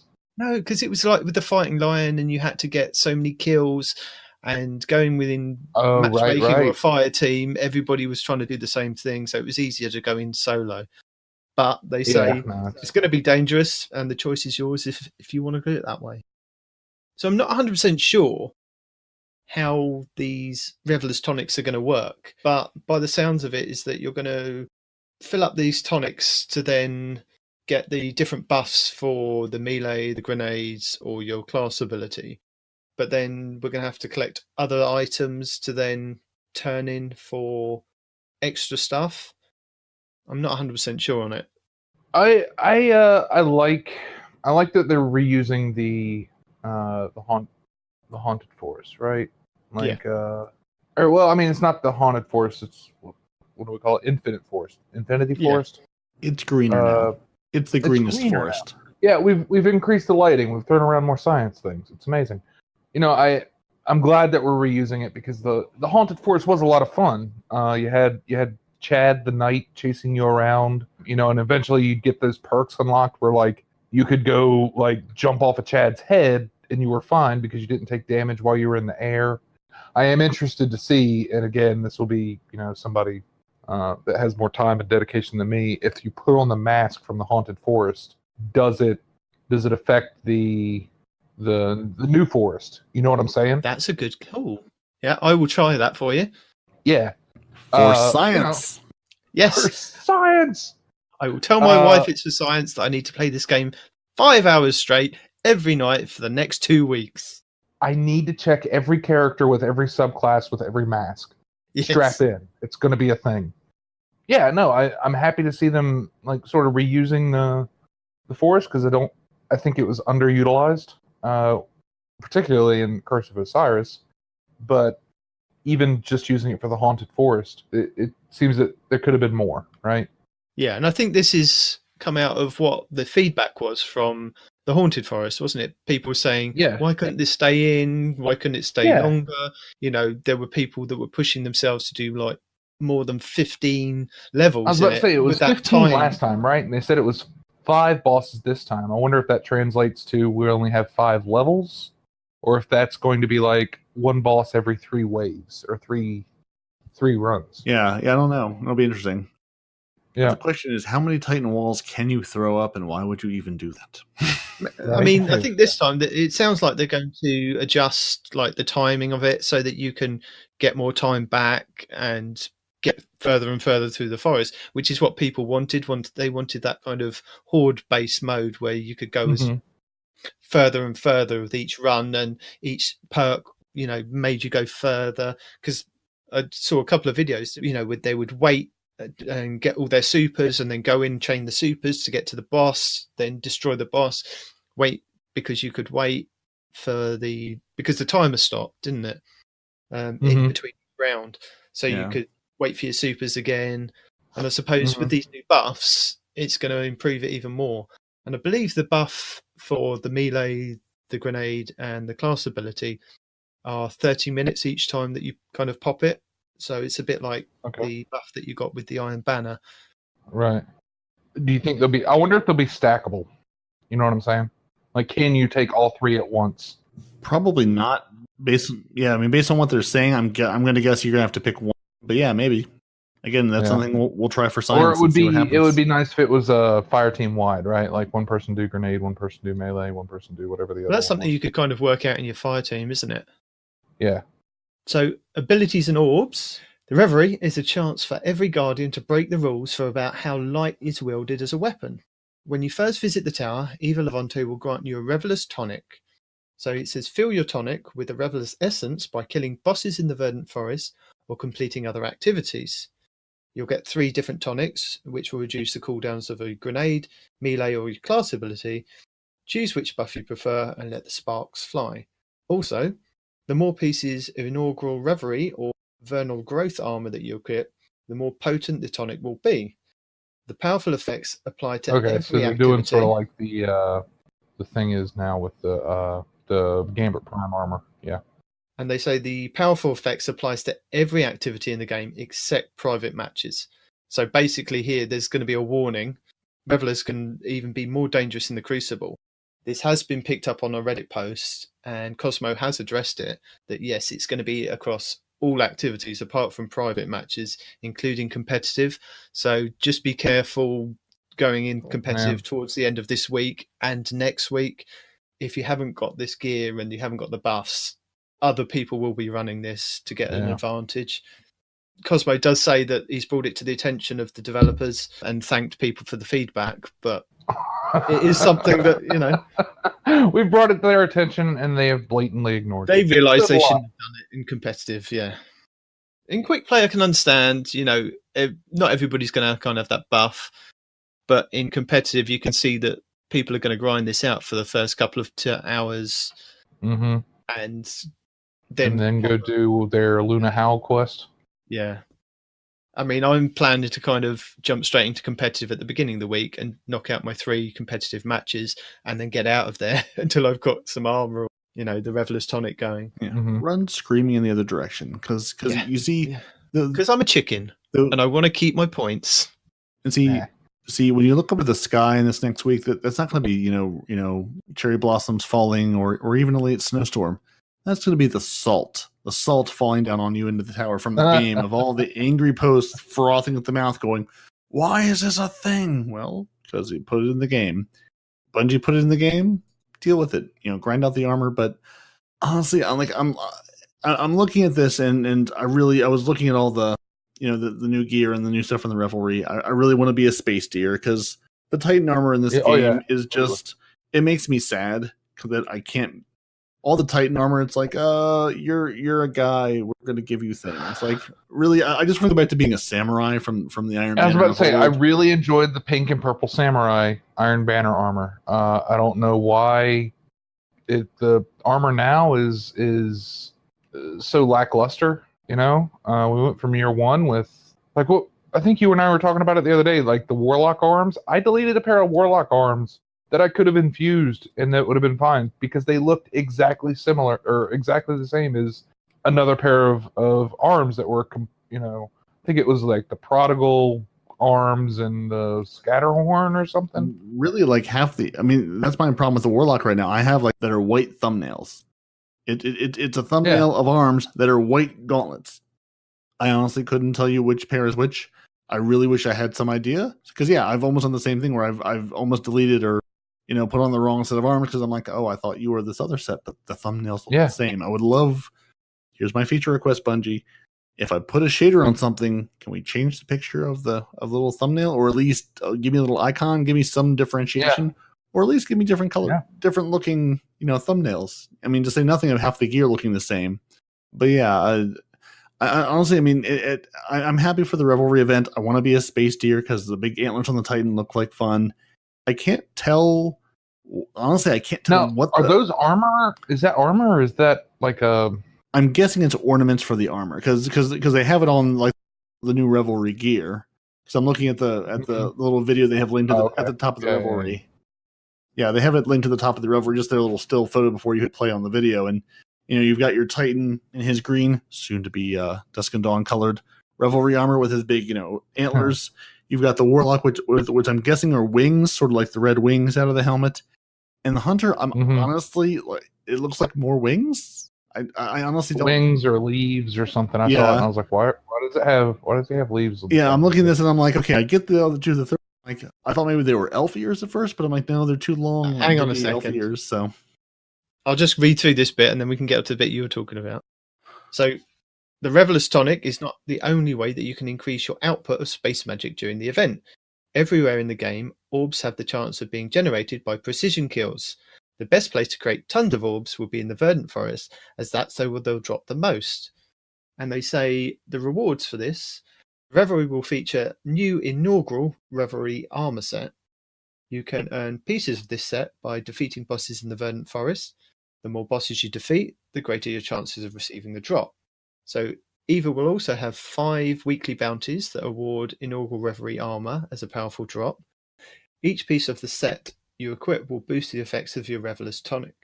You can also turn in the Reveler's Essence you earn through the activities to EVA in exchange for packages containing assortment rewards, including world drops, enhancement cores, and ornaments for the inaugural Revelry helmet. Each ornament will grow in size depending on how many pieces of inaugural Revelry or vernal growth armor that you've equipped. So those little antlers or horns that you can see will grow from small are really big. The Reveler's antlers and the Reveler's wings will be available on all classes for you to equip. So you'll start off as a small fawn, and then you'll grow into a large deer with huge antlers. And by then, the end of the and then when you go into certain events, there are going to be snipers trying to shoot you and hang your head on their wall. Just to add a little extra flair to the game for the Revelry event. Right. Yeah. But those items will only be available to be displayed on your armor whilst the Revelry. See, and this is what, and this is what I was just going to get to. I wrote in the notes in bright pink text so I wouldn't forget. We have, and again, you know, Pan, I don't know what your vault looks like, but we've been over what Night Demon's vault looks like, filled to the brim. Here's another set. No, at least it's 3 weeks, but here's a 3-week event. I'm going to grind for a new set of armor, for new ornaments for the armor, and then put them in my vault, never to think about them ever again. Yeah, I mean, because I can't be a space deer forever. Right. Right. I mean, like the topic that we had last week on the vault space, they've done these events, but they kind of haven't seen the long-term effects of people who want to collect this armor and keep this armor. Well, no, not even collecting keep. I would just like to use it. I know you two don't care because you have got tons of space, but me, when I'm up to like 480 items, I've only got. Look, I know it goes against. You're not having it. You're not having it. Just I'll take care of it. You will have super useful armor all the time. Nope, not touching it. See, and this is my thing. I mean, am I going to go grind the Revelry? Absolutely. Am I going to get my armor sets and be a space deer? Absolutely. Am I going to save any of this stuff once the event's over? Absolutely. I'm going to throw it in my vault. It's going to sit in the vault because Bungie doesn't seem to want to, you know, even if the Revelry comes up again next year, it's going to be a different armor set. It's not like I can pull my old Revelry stuff out and use. I'm going to keep it until one day I'm going to look at it either when I run out of space or just look at it and go, what was this from? Oh, right. That was that spring event, you know, back in however many months ago. Why can't we and then pass the Revelry? And then I'm going to delete it. Like I think about this again, you know, with the Haunted Forest and now the Verdant Forest. Again, I agree with Pan. I'm glad they're reusing this. I just wonder, like, how much content has Bungie made for certain events that we get for a week or 2 weeks or 3 weeks, and then it's like never again. Like, how much time and effort? You'll be able to use the armor, but you won't be able to have the antlers and the wings. Well, that's all I want. I don't care about the armor otherwise. I mean, honestly, looking at this armor, I mean, none of this excites me. I mean, I have a Titan with big bulky shoulders and a helmet that looks like a glass bowl. I mean, and the Hunter and the Warlock don't look all that different. It's like you can be green, but there's like nothing about this armor. Yeah, it's interesting patterns on it, but nothing about the armor jumps out as being unique. Again, I can't be a space samurai. You know, I can't be the samurai from the Iron Banner. Like it's fine looking armor, but without the ornaments, who cares? You know, it's another set of armor. How awesome would it have been if you could have gotten if you got the full set of samurai armor, if you could have gotten a katana sword emote, right?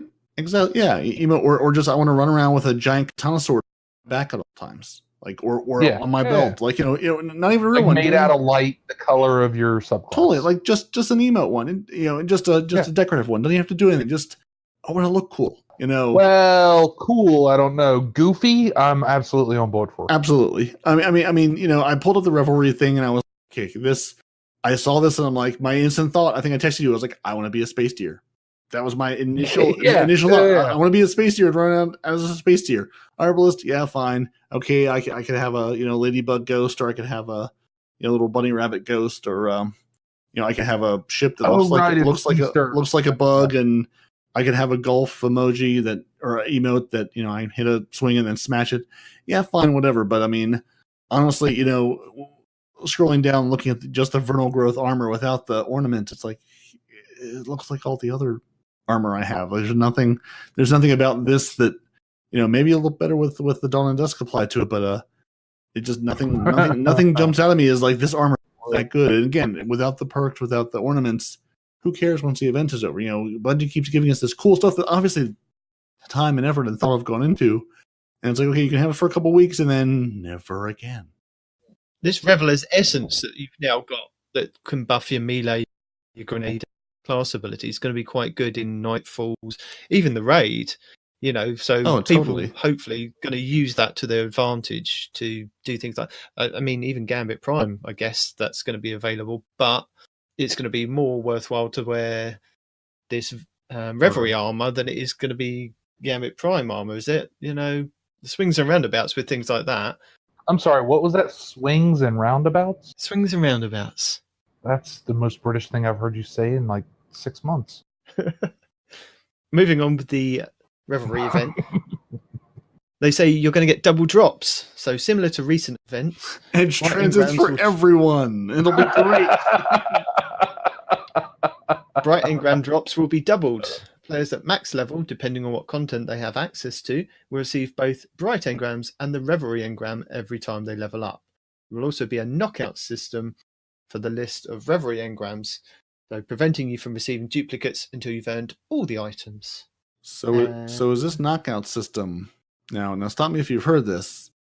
They had the knockout system before where you could go and you could, here's your available rewards that they then took out of the game because they were like, no, we're not doing that anymore. I wonder if it'll be that kind of knockout system or their current knockout system of, no, you already have 6 of these. We're not going to give you a 7th. Oh, just kidding. Here's a 7th and an 8th at the same time. Because when I read the double drops, like the prismatic matrix that we have. I've never had any problem with the knockout system. I was rather pleased they put it in. Yeah. And again, it may be me not paying attention. I don't look at the collections often enough to be like, oh, I do in fact have that.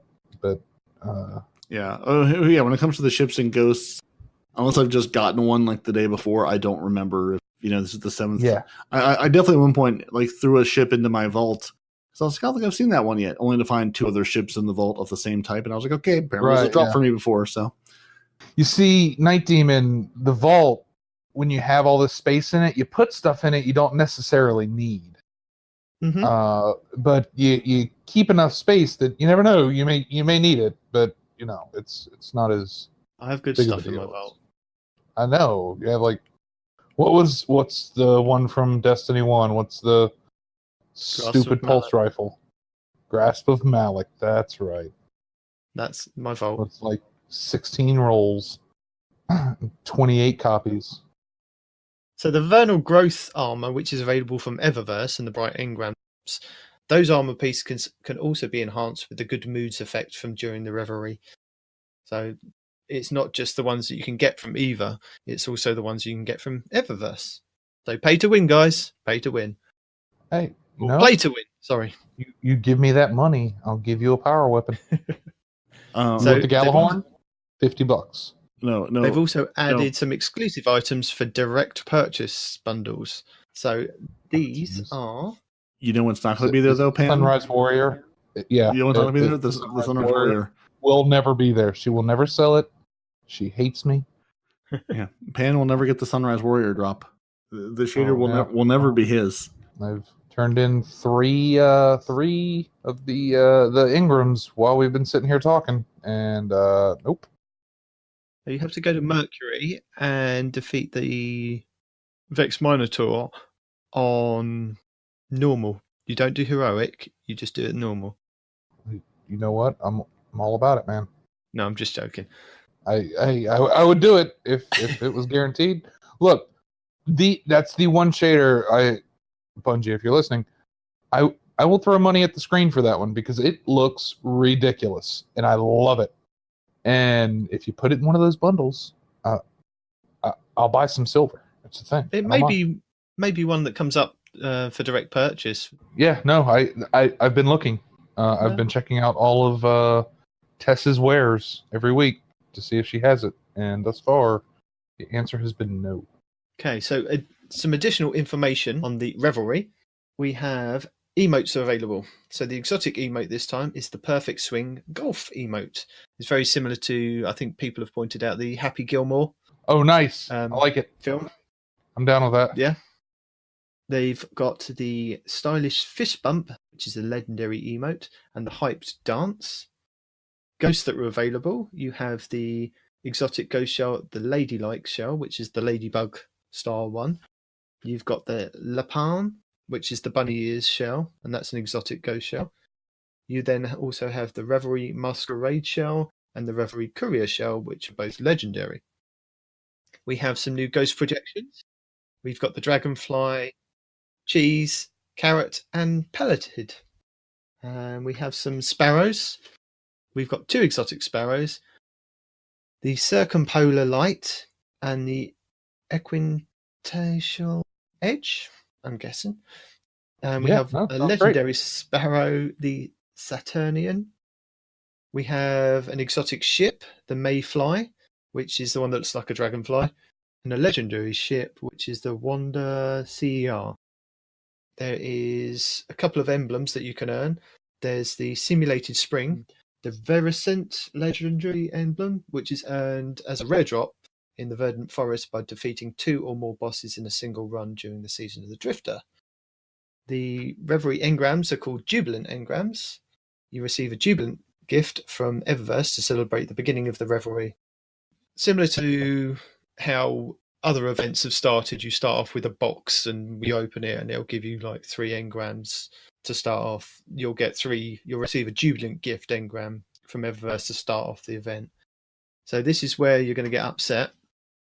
We have Eververse bundles, the Hop Along bundle, which contains the Cottontail shell, which is I'm guessing that's another bunny one. I'm not sure if it's the same one. 3 Jubilant engrams and 5 Revelry shaders. They also have the Mood to Party bundle, which contains 5 Jubilant engrams, 3 Fireteam medallions, 250 bright dust.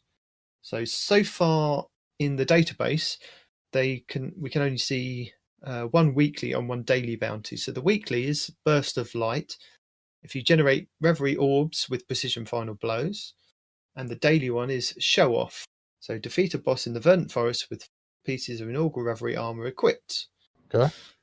The start of the quest starts off as classified, but it says speak to Eva Levante in the Tower Bazaar. Step 2 is choose a mood. Use a Reveler's tonic to apply good moods. Step 3, modest request. Accept a Revelry bounty from Eva Levante. Step 4 is into the woods. Clear a branch of the Verdant Forest. And then step 5 is the Revelry continues, and you return to Eva Levante at the Tower Bazaar to unlock Revelry bounties. So that's as much as we kind of know about the Revelry so far. We could move on to the Arbalest exotic fusion rifle. I do believe it's pronounced not Telesto.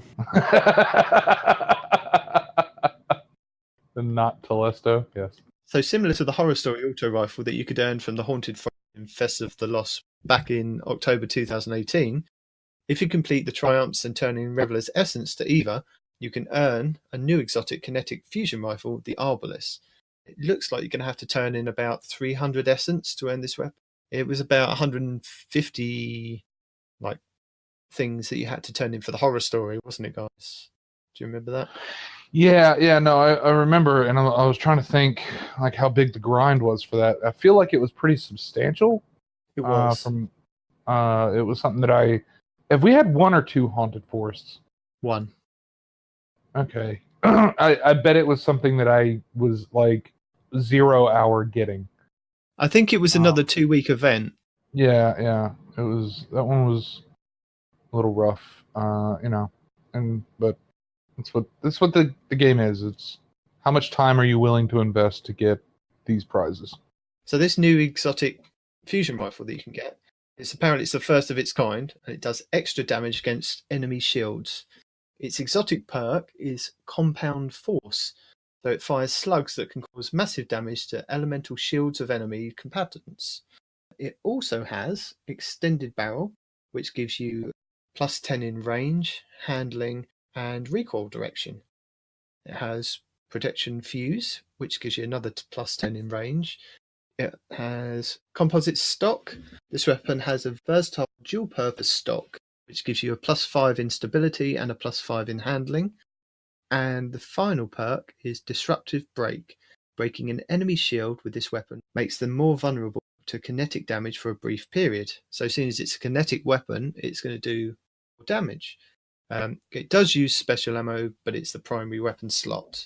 And I think the Arbalest weapon details from light.gg, and the Revelry info from Bungie.net, and the Destiny sets for the Revelry items that are available in the show notes. Yeah, I mean, it just seems like it's one of those.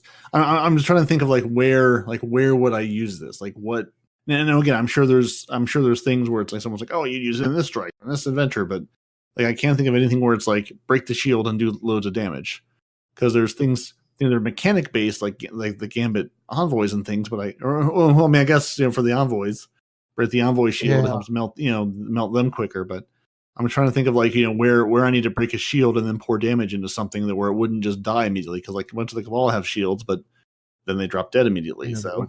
Pop them. With those envoys, so in Gambit, they all have different elemental shields, those witches, don't they?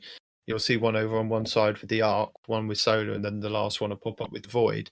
Right. So if you're doing more damage with the primary weapon, which is going to be this Arbalest, it'll take the shield down and then do that extra damage because it's broken the shield. Right, yeah, then you can pour your damage with something else.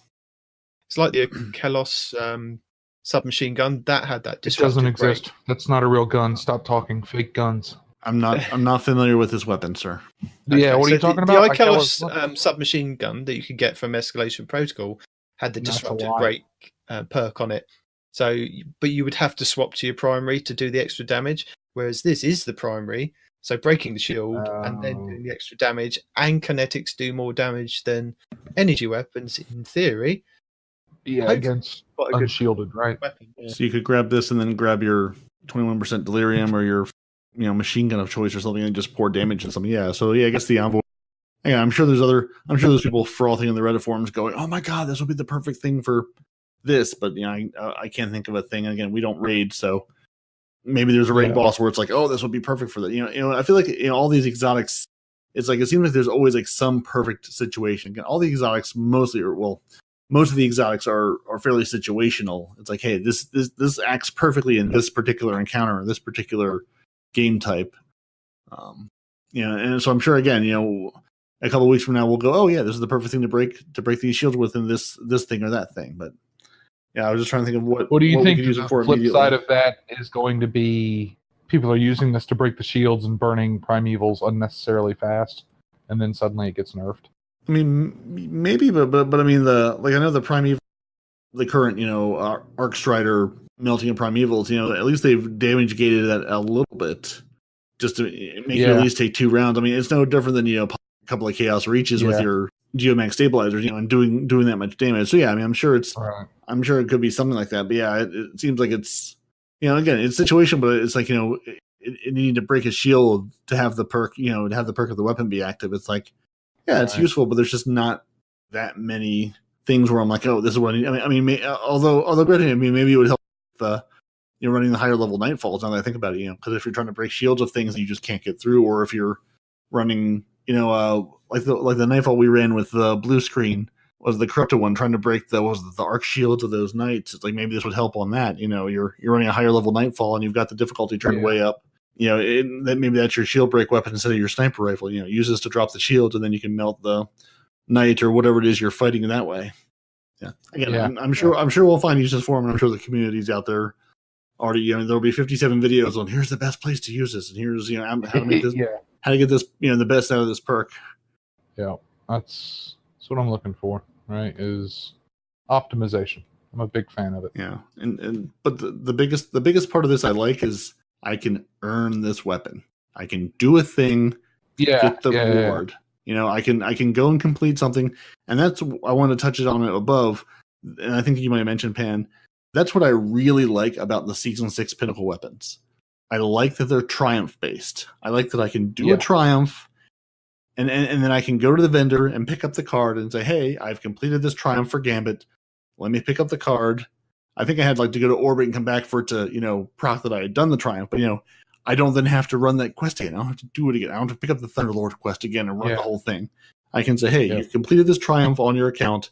Here's your reward for that triumph. Because I'm hoping this isn't just like a one-off and Bungie uses this method going forward of let me do the triumph. Let me complete the triumph. Make the triumph a little harder. I'm fine with that. I mean, one of the 21% delirium requirements was you reset your Gambit rank. Now, maybe that could, if you just happen to reset it, that's a long grind to reset it again.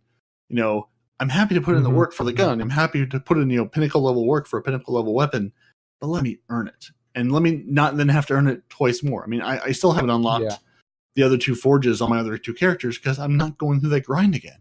I've got the Berguzia forge open. The only The only thing I can't do is like I can't do some of the frames on my Warlock and Hunter because it says, even though the frame's available, it says you haven't unlocked the forge that this frame belongs to, so you can't do this particular one. But honestly, that's not going to motivate me to get through the grind again to unlock those forges.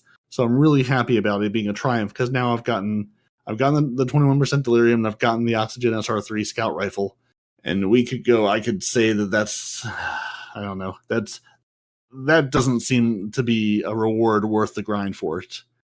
It's What's that? The scout rifle? Yeah, the scout rifle. Because basically, I mean, it has the megafauna perk on it and the dragon, basically bigger dragonflies, but it's so situational. Okay. And just I've used it in some strikes and I've used it in some gambit. Just trying to figure out again where would I use this gun. It's sort of one of those. It just doesn't seem like the pinnacle kind of weapon. Whereas the 21% delirium, that's just fun. That's just you want to spray 1 trillion bullets at something. It's loads of fun. I use it. Gambit Prime, Gambit Escalation Protocol Reckoning. That's just a lot of fun. But the scout rifle and the Recluse I'll probably never get. But the other two I have now, and one definitely worth it. The Gambit grind, absolutely worth it. I'm enjoying that gun. The other one, the SR3, I've only played with it for about a day or two, but it just it's a weird situational perk, and scout rifles aren't in a good place in the game right now, even with the buffs to them. It's just why it was like, why would I reach for this over any pulse rifle that I have in my inventory? I just wanted to point out before we move on that over on Reddit, I forgot what I do. Did ask the question of the Arbalest being like Thunderlord, where it can drop from engrams after the event. Exotic engrams aren't real either. Please stop spreading lies. He says, I hope the Arbalest will be like the Thunderlord, where it can drop from engrams after the event. And Cosmo responded with, you are correct. So if you can't get the Arbalest in the next couple of weeks, don't worry, it will be something that will be dropping from engrams after the event. Cool. Yeah, so they are throwing in the loophole. That's nice. Yeah. And Pan, exotic engrams do exist. Because I was actually going to mention, sort of goes back to Night Demon's theory of you play every day, you see nothing to drop. Very similar to the Panoramix18 theory of Crucible. If you perform the worst, you get the best rewards out of it. Because in the last probably week to 10 days, I've gotten during Gambit or Gamer Prime matches, I don't remember which because they all look the same in my brain. I've gotten a Risk Runner and a Trinity Gold to drop just randomly, during the games. I finally got my Jotun to drop. I finally got the Le Monarch to drop. The Phoenix Protocol and the Sanguine Alchemy chess pieces for the Warlock I've had drop, and I've had a Doomfang's Pauldrons drop. Just in not bad, man. Running around. I think at least one of those was, I think the Doomfangs came out of a strike. I don't know. They should have been my Postmaster, so I'm not sure where it came from, but I think it was strikes I was running. And again, obviously, Jotun and Le Monarch were the forges. But then the two Warlock chess pieces, I think one was Gambit and one was a strike. So I've seen, again, just in my completely unscientific scientific testing of anecdotal evidence. Yeah. Exactly. I haven't run this character in a while, but I've seen what feels like a bunch of exotic drops recently. And now again, there's still pieces I'm missing for the Warlock and the Hunter. Still exotic armor pieces I'm missing, but at least just seeing some exotics drop. And whereas my Titan, he doesn't see exotics drop. It's again the Doomfangs dropped, and even the Jotun and the Le Monarch both came on my Warlock. And, neither of which came on my RNG-less Titan. It does seem weird, right? It seems like all or nothing. Like you get a whole bunch of weapons, and they all come sort of at the same time. Yeah, I don't enjoy the RNG in particular, right? Like RNG has always bugged me in games. I get that it's a driving force for a significant number of players. It's just never been something that I've been like, ooh, I might get this. Okay, guys, I got other things I got to do. Like I don't have time to sit and play for 6 or 8 hours every day. And I guess that's why they've got the Malfeasance quest, the Thorn quest, the Thunderlord quest is to sort of give you clear objectives. Right. Yeah. Let me go do a thing. Yeah, go do a thing. Exactly. Yeah, it's like I said, man. RNG is a thing, and I understand that some people play the same strike 6,000 times over and over again to get the perfect roll, and then when they get the perfect roll, they put all their other ones in the vault and get picked on for having a full vault. but it's So moving on to tips and tricks. No, it says Arc Week discussion topic We here. We did need that. to move on to the Arc discussion. He did that at the beginning. He went, can we do the Arc Week discussion? He's discussed his Arc Week. I've only got one kind of tip and trick this week. So if you're in a clan, the Tier 5 clan reward gives you more of a chance to get the exotic weapon catalyst when playing with clan mates. So with the new weapon catalysts that have been dropping, hopefully if you're in a clan, if you play with your clan mates, you do get that extra buff with the Tier 5 clan rewards to hopefully get them to drop.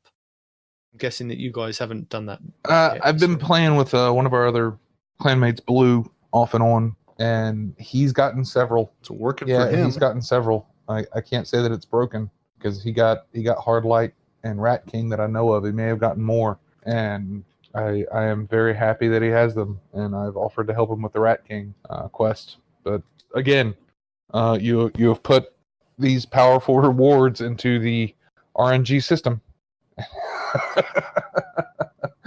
It's like, okay, I'll play when I can, and we'll hope for the best. Yeah. I'm going to keep running strikes Yeah. and see if I can get, anything to drop. See if I get them to show up.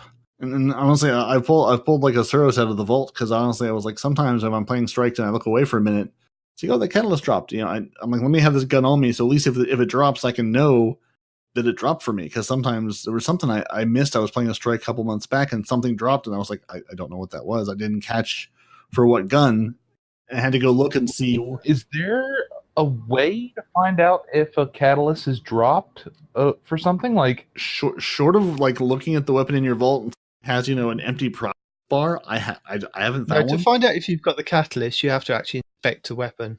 So yeah, I was able to do it through the app. Like I opened Ishtar Commander. I was looking at the apps and being like, looking at my guns, saying, okay, which ones do I not have catalyst for that I know? I think I looked up a list of like what can drop in strikes.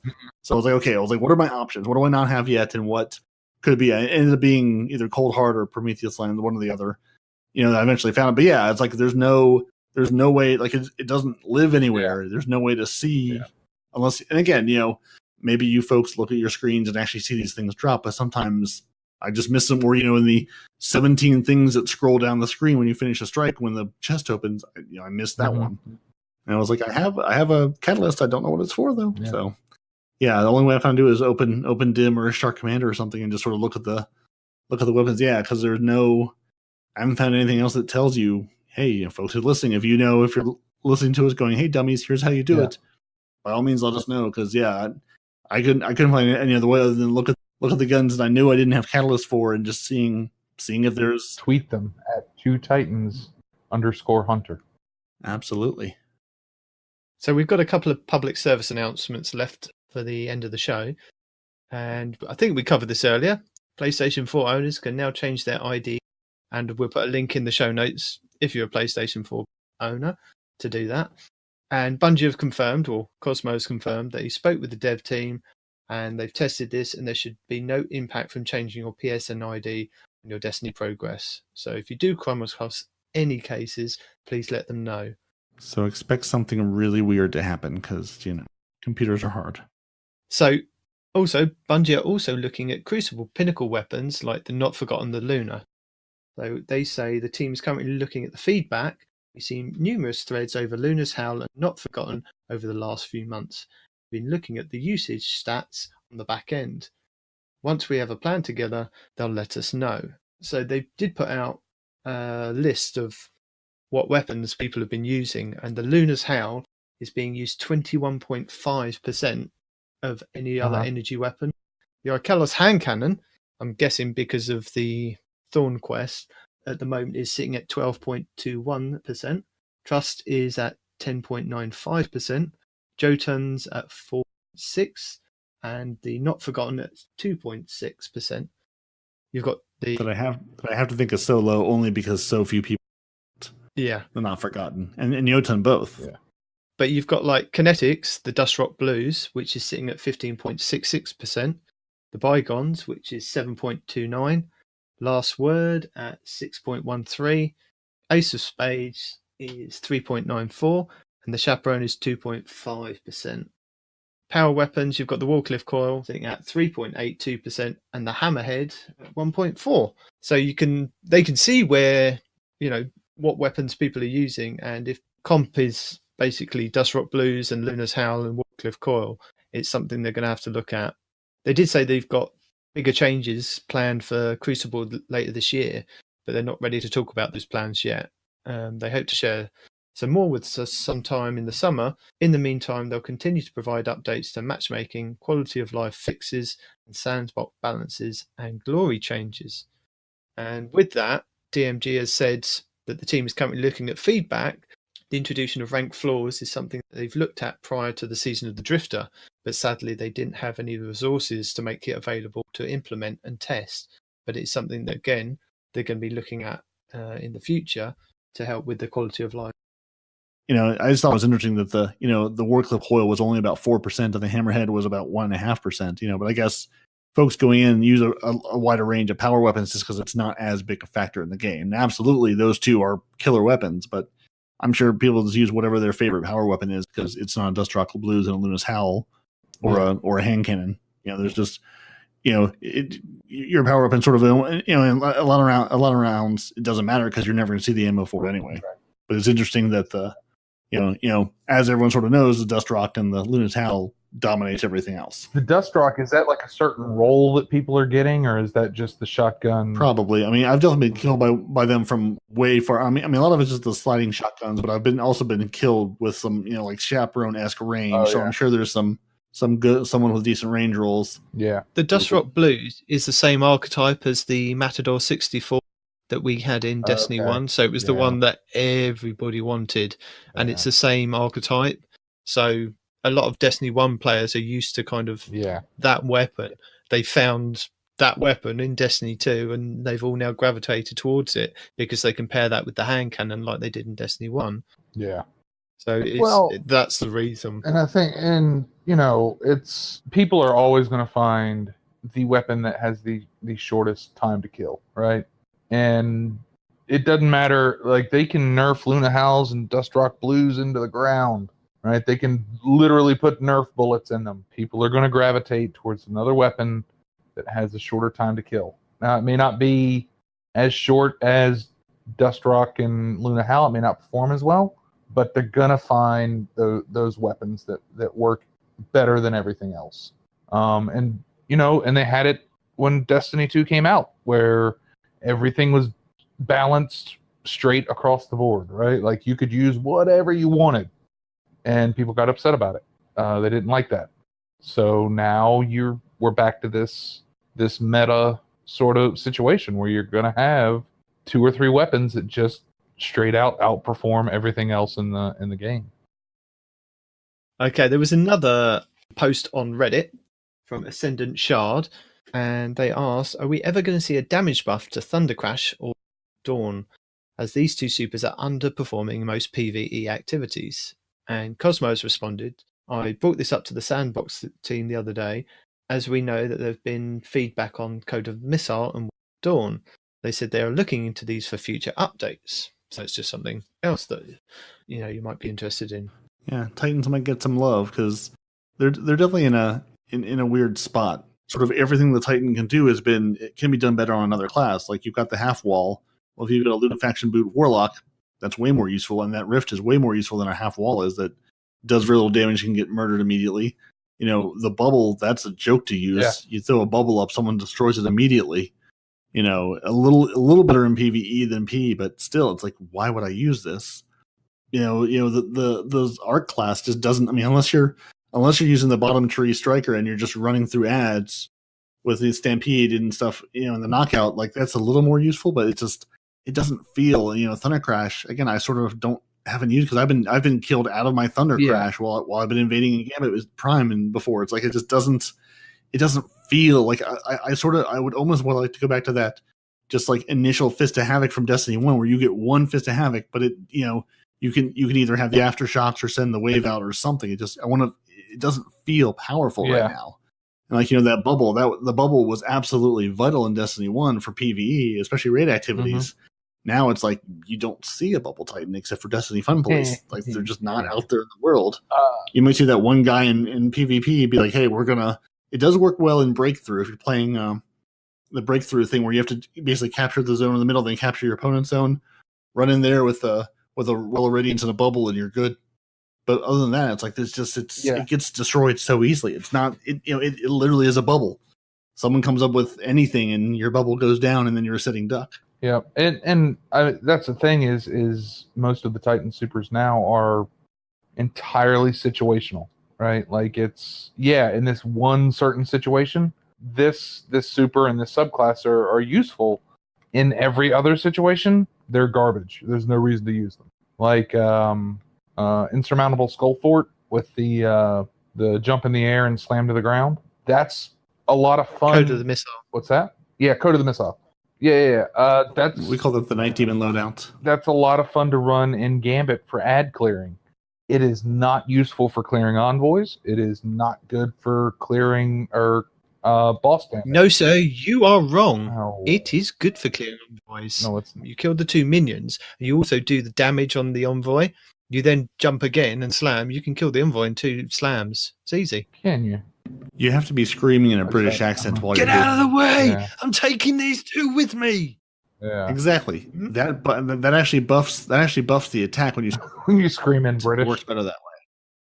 Yeah, absolutely. I've seen it work, and it doesn't work for me, but it works for Night Demon. The British accent actually buffs the Titan super. All Titans are secretly British, so I mean, liked listen to Shax.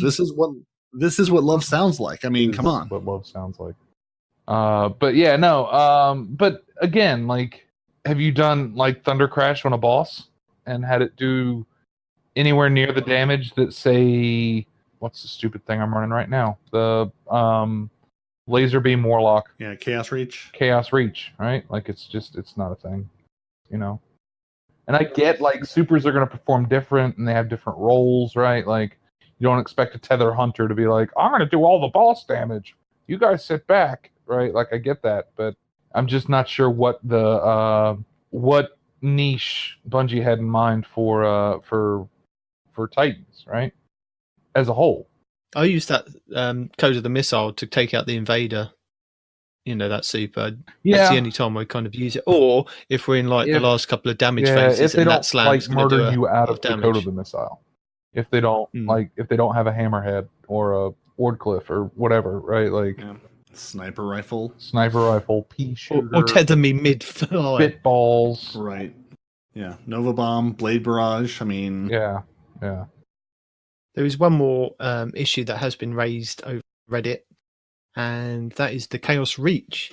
So Bungie say they're looking into the nerf to Chaos Reach and the Geomags was intentional. And Cosmo has said that the Geomags and the Chaos Reach, they've looked into 2 builds side by side, pre and post patch. They weren't able to see any changes to damage outputs from Chaos Reach, reduced super extension from the Geomags.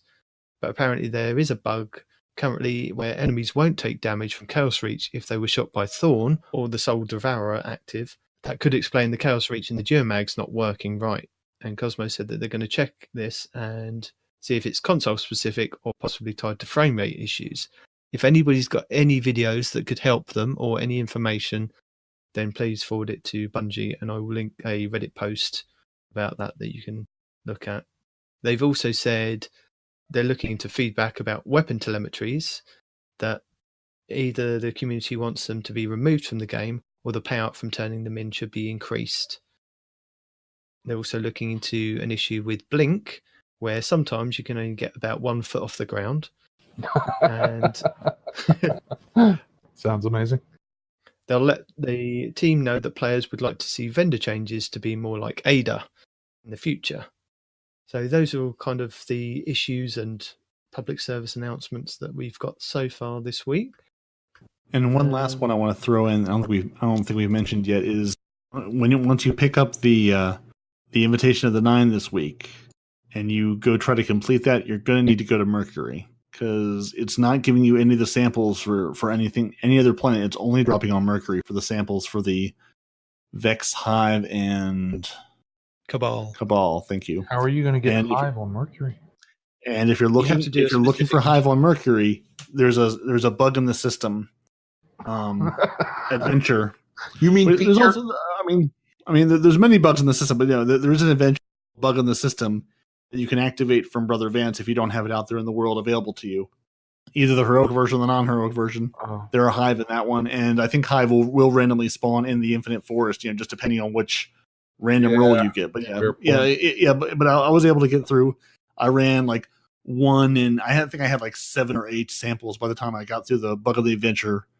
Bug in the system adventure one time. So, run that twice, or maybe, I ran it alone, so all the Hive kills were mine. So, run it once or twice, that should do the trick, and the rest is just, I just went out in the world and just shot things till I got the rest of my samples. But you have to do it on Mercury, because I ran Escalation Protocol, I ran a couple strikes, and I was like, because I ran the strike first, the Garden World strike first, and I was like, okay, that gave me, most of what I needed for one of them, and then let me just go do my normal activities to get the rest, and none of it was dropping. So I actually went, I had the moment of, I wonder if something's broken. So I went to Reddit, and I was like, okay, are other people having the same problem, or is it just me?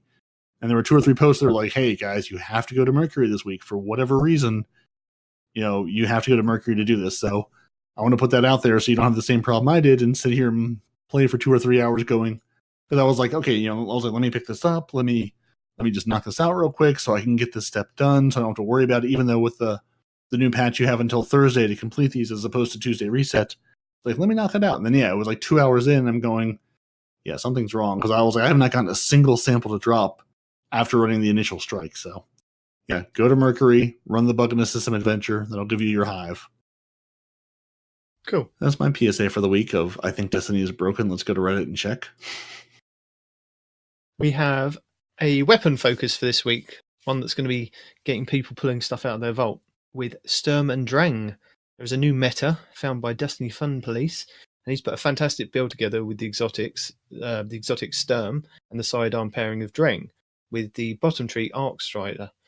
He uses the Frontal Assault perk, which on a melee strike will reload your weapon, increase both your weapon's stability and damage, and overcharge. So basically what he was doing is he was punching an enemy, killing them, getting a damage buff, killing the next enemy with Drang, and then he was able to one-shot the next Guardian with Sturm. And he was having a lot of fun, so I will link that video in the show notes. And there was a special shout-out for the Warlocks and the Arcweb buff. True Vanguard and Destiny Fun Police have both put videos out showcasing the new changes, and I will link those in the show notes. So you guys going to go pull out your Drang and Sturm? Man, you got a lot of links. There's loads of links. I love links. I love making people informed. Everyone loves links. Links. Some people don't like watching some things and they can skip, but they might go, oh, this is an interesting thing I might want to look at. I think that's it. Anyone has anything else to add? That's the whole truth and nothing but the truth, so help me God. And we're going to need the help. So help me, Traveler. Exactly. This week we have been Titans. 3 Titans, the Titan Trio, all the Titans you can stand. Your Titans this week, as usual, have been Parody and Night Demon. Your Hunter in Absentia is no one respawns in real life. Once we find him, we'll get him back here. Thank you to our benevolent dictator, Panoramix18, for joining us this week and continuing to be the other half of my brain. You can email us at 2titansandahunter@hotmail.com. Hit us up on Twitter at 2titans_hunter. You can find us on Facebook. You can find us on YouTube. Open your search engine, type in 2 Titans and a Hunter. We're not the Russian podcast because we are 3 Titans this week and no Hunters.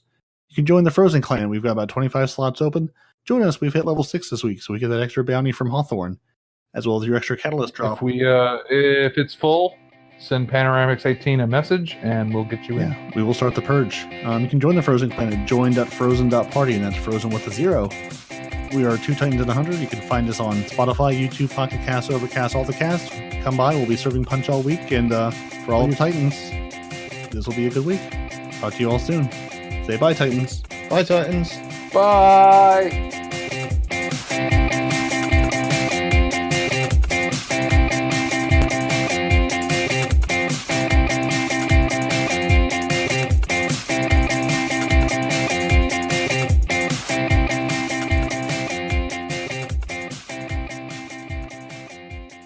Did I cut out?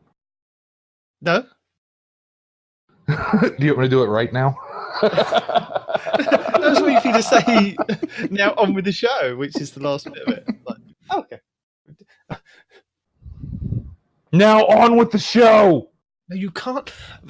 Okay, Right. I'm sorry. The yeah, rules all are respawn, no sharing spikes in the. Hey, we told him he had to be respawned. He is being respawned in the spirit in which the request was made. Okay, I do it again. Okay.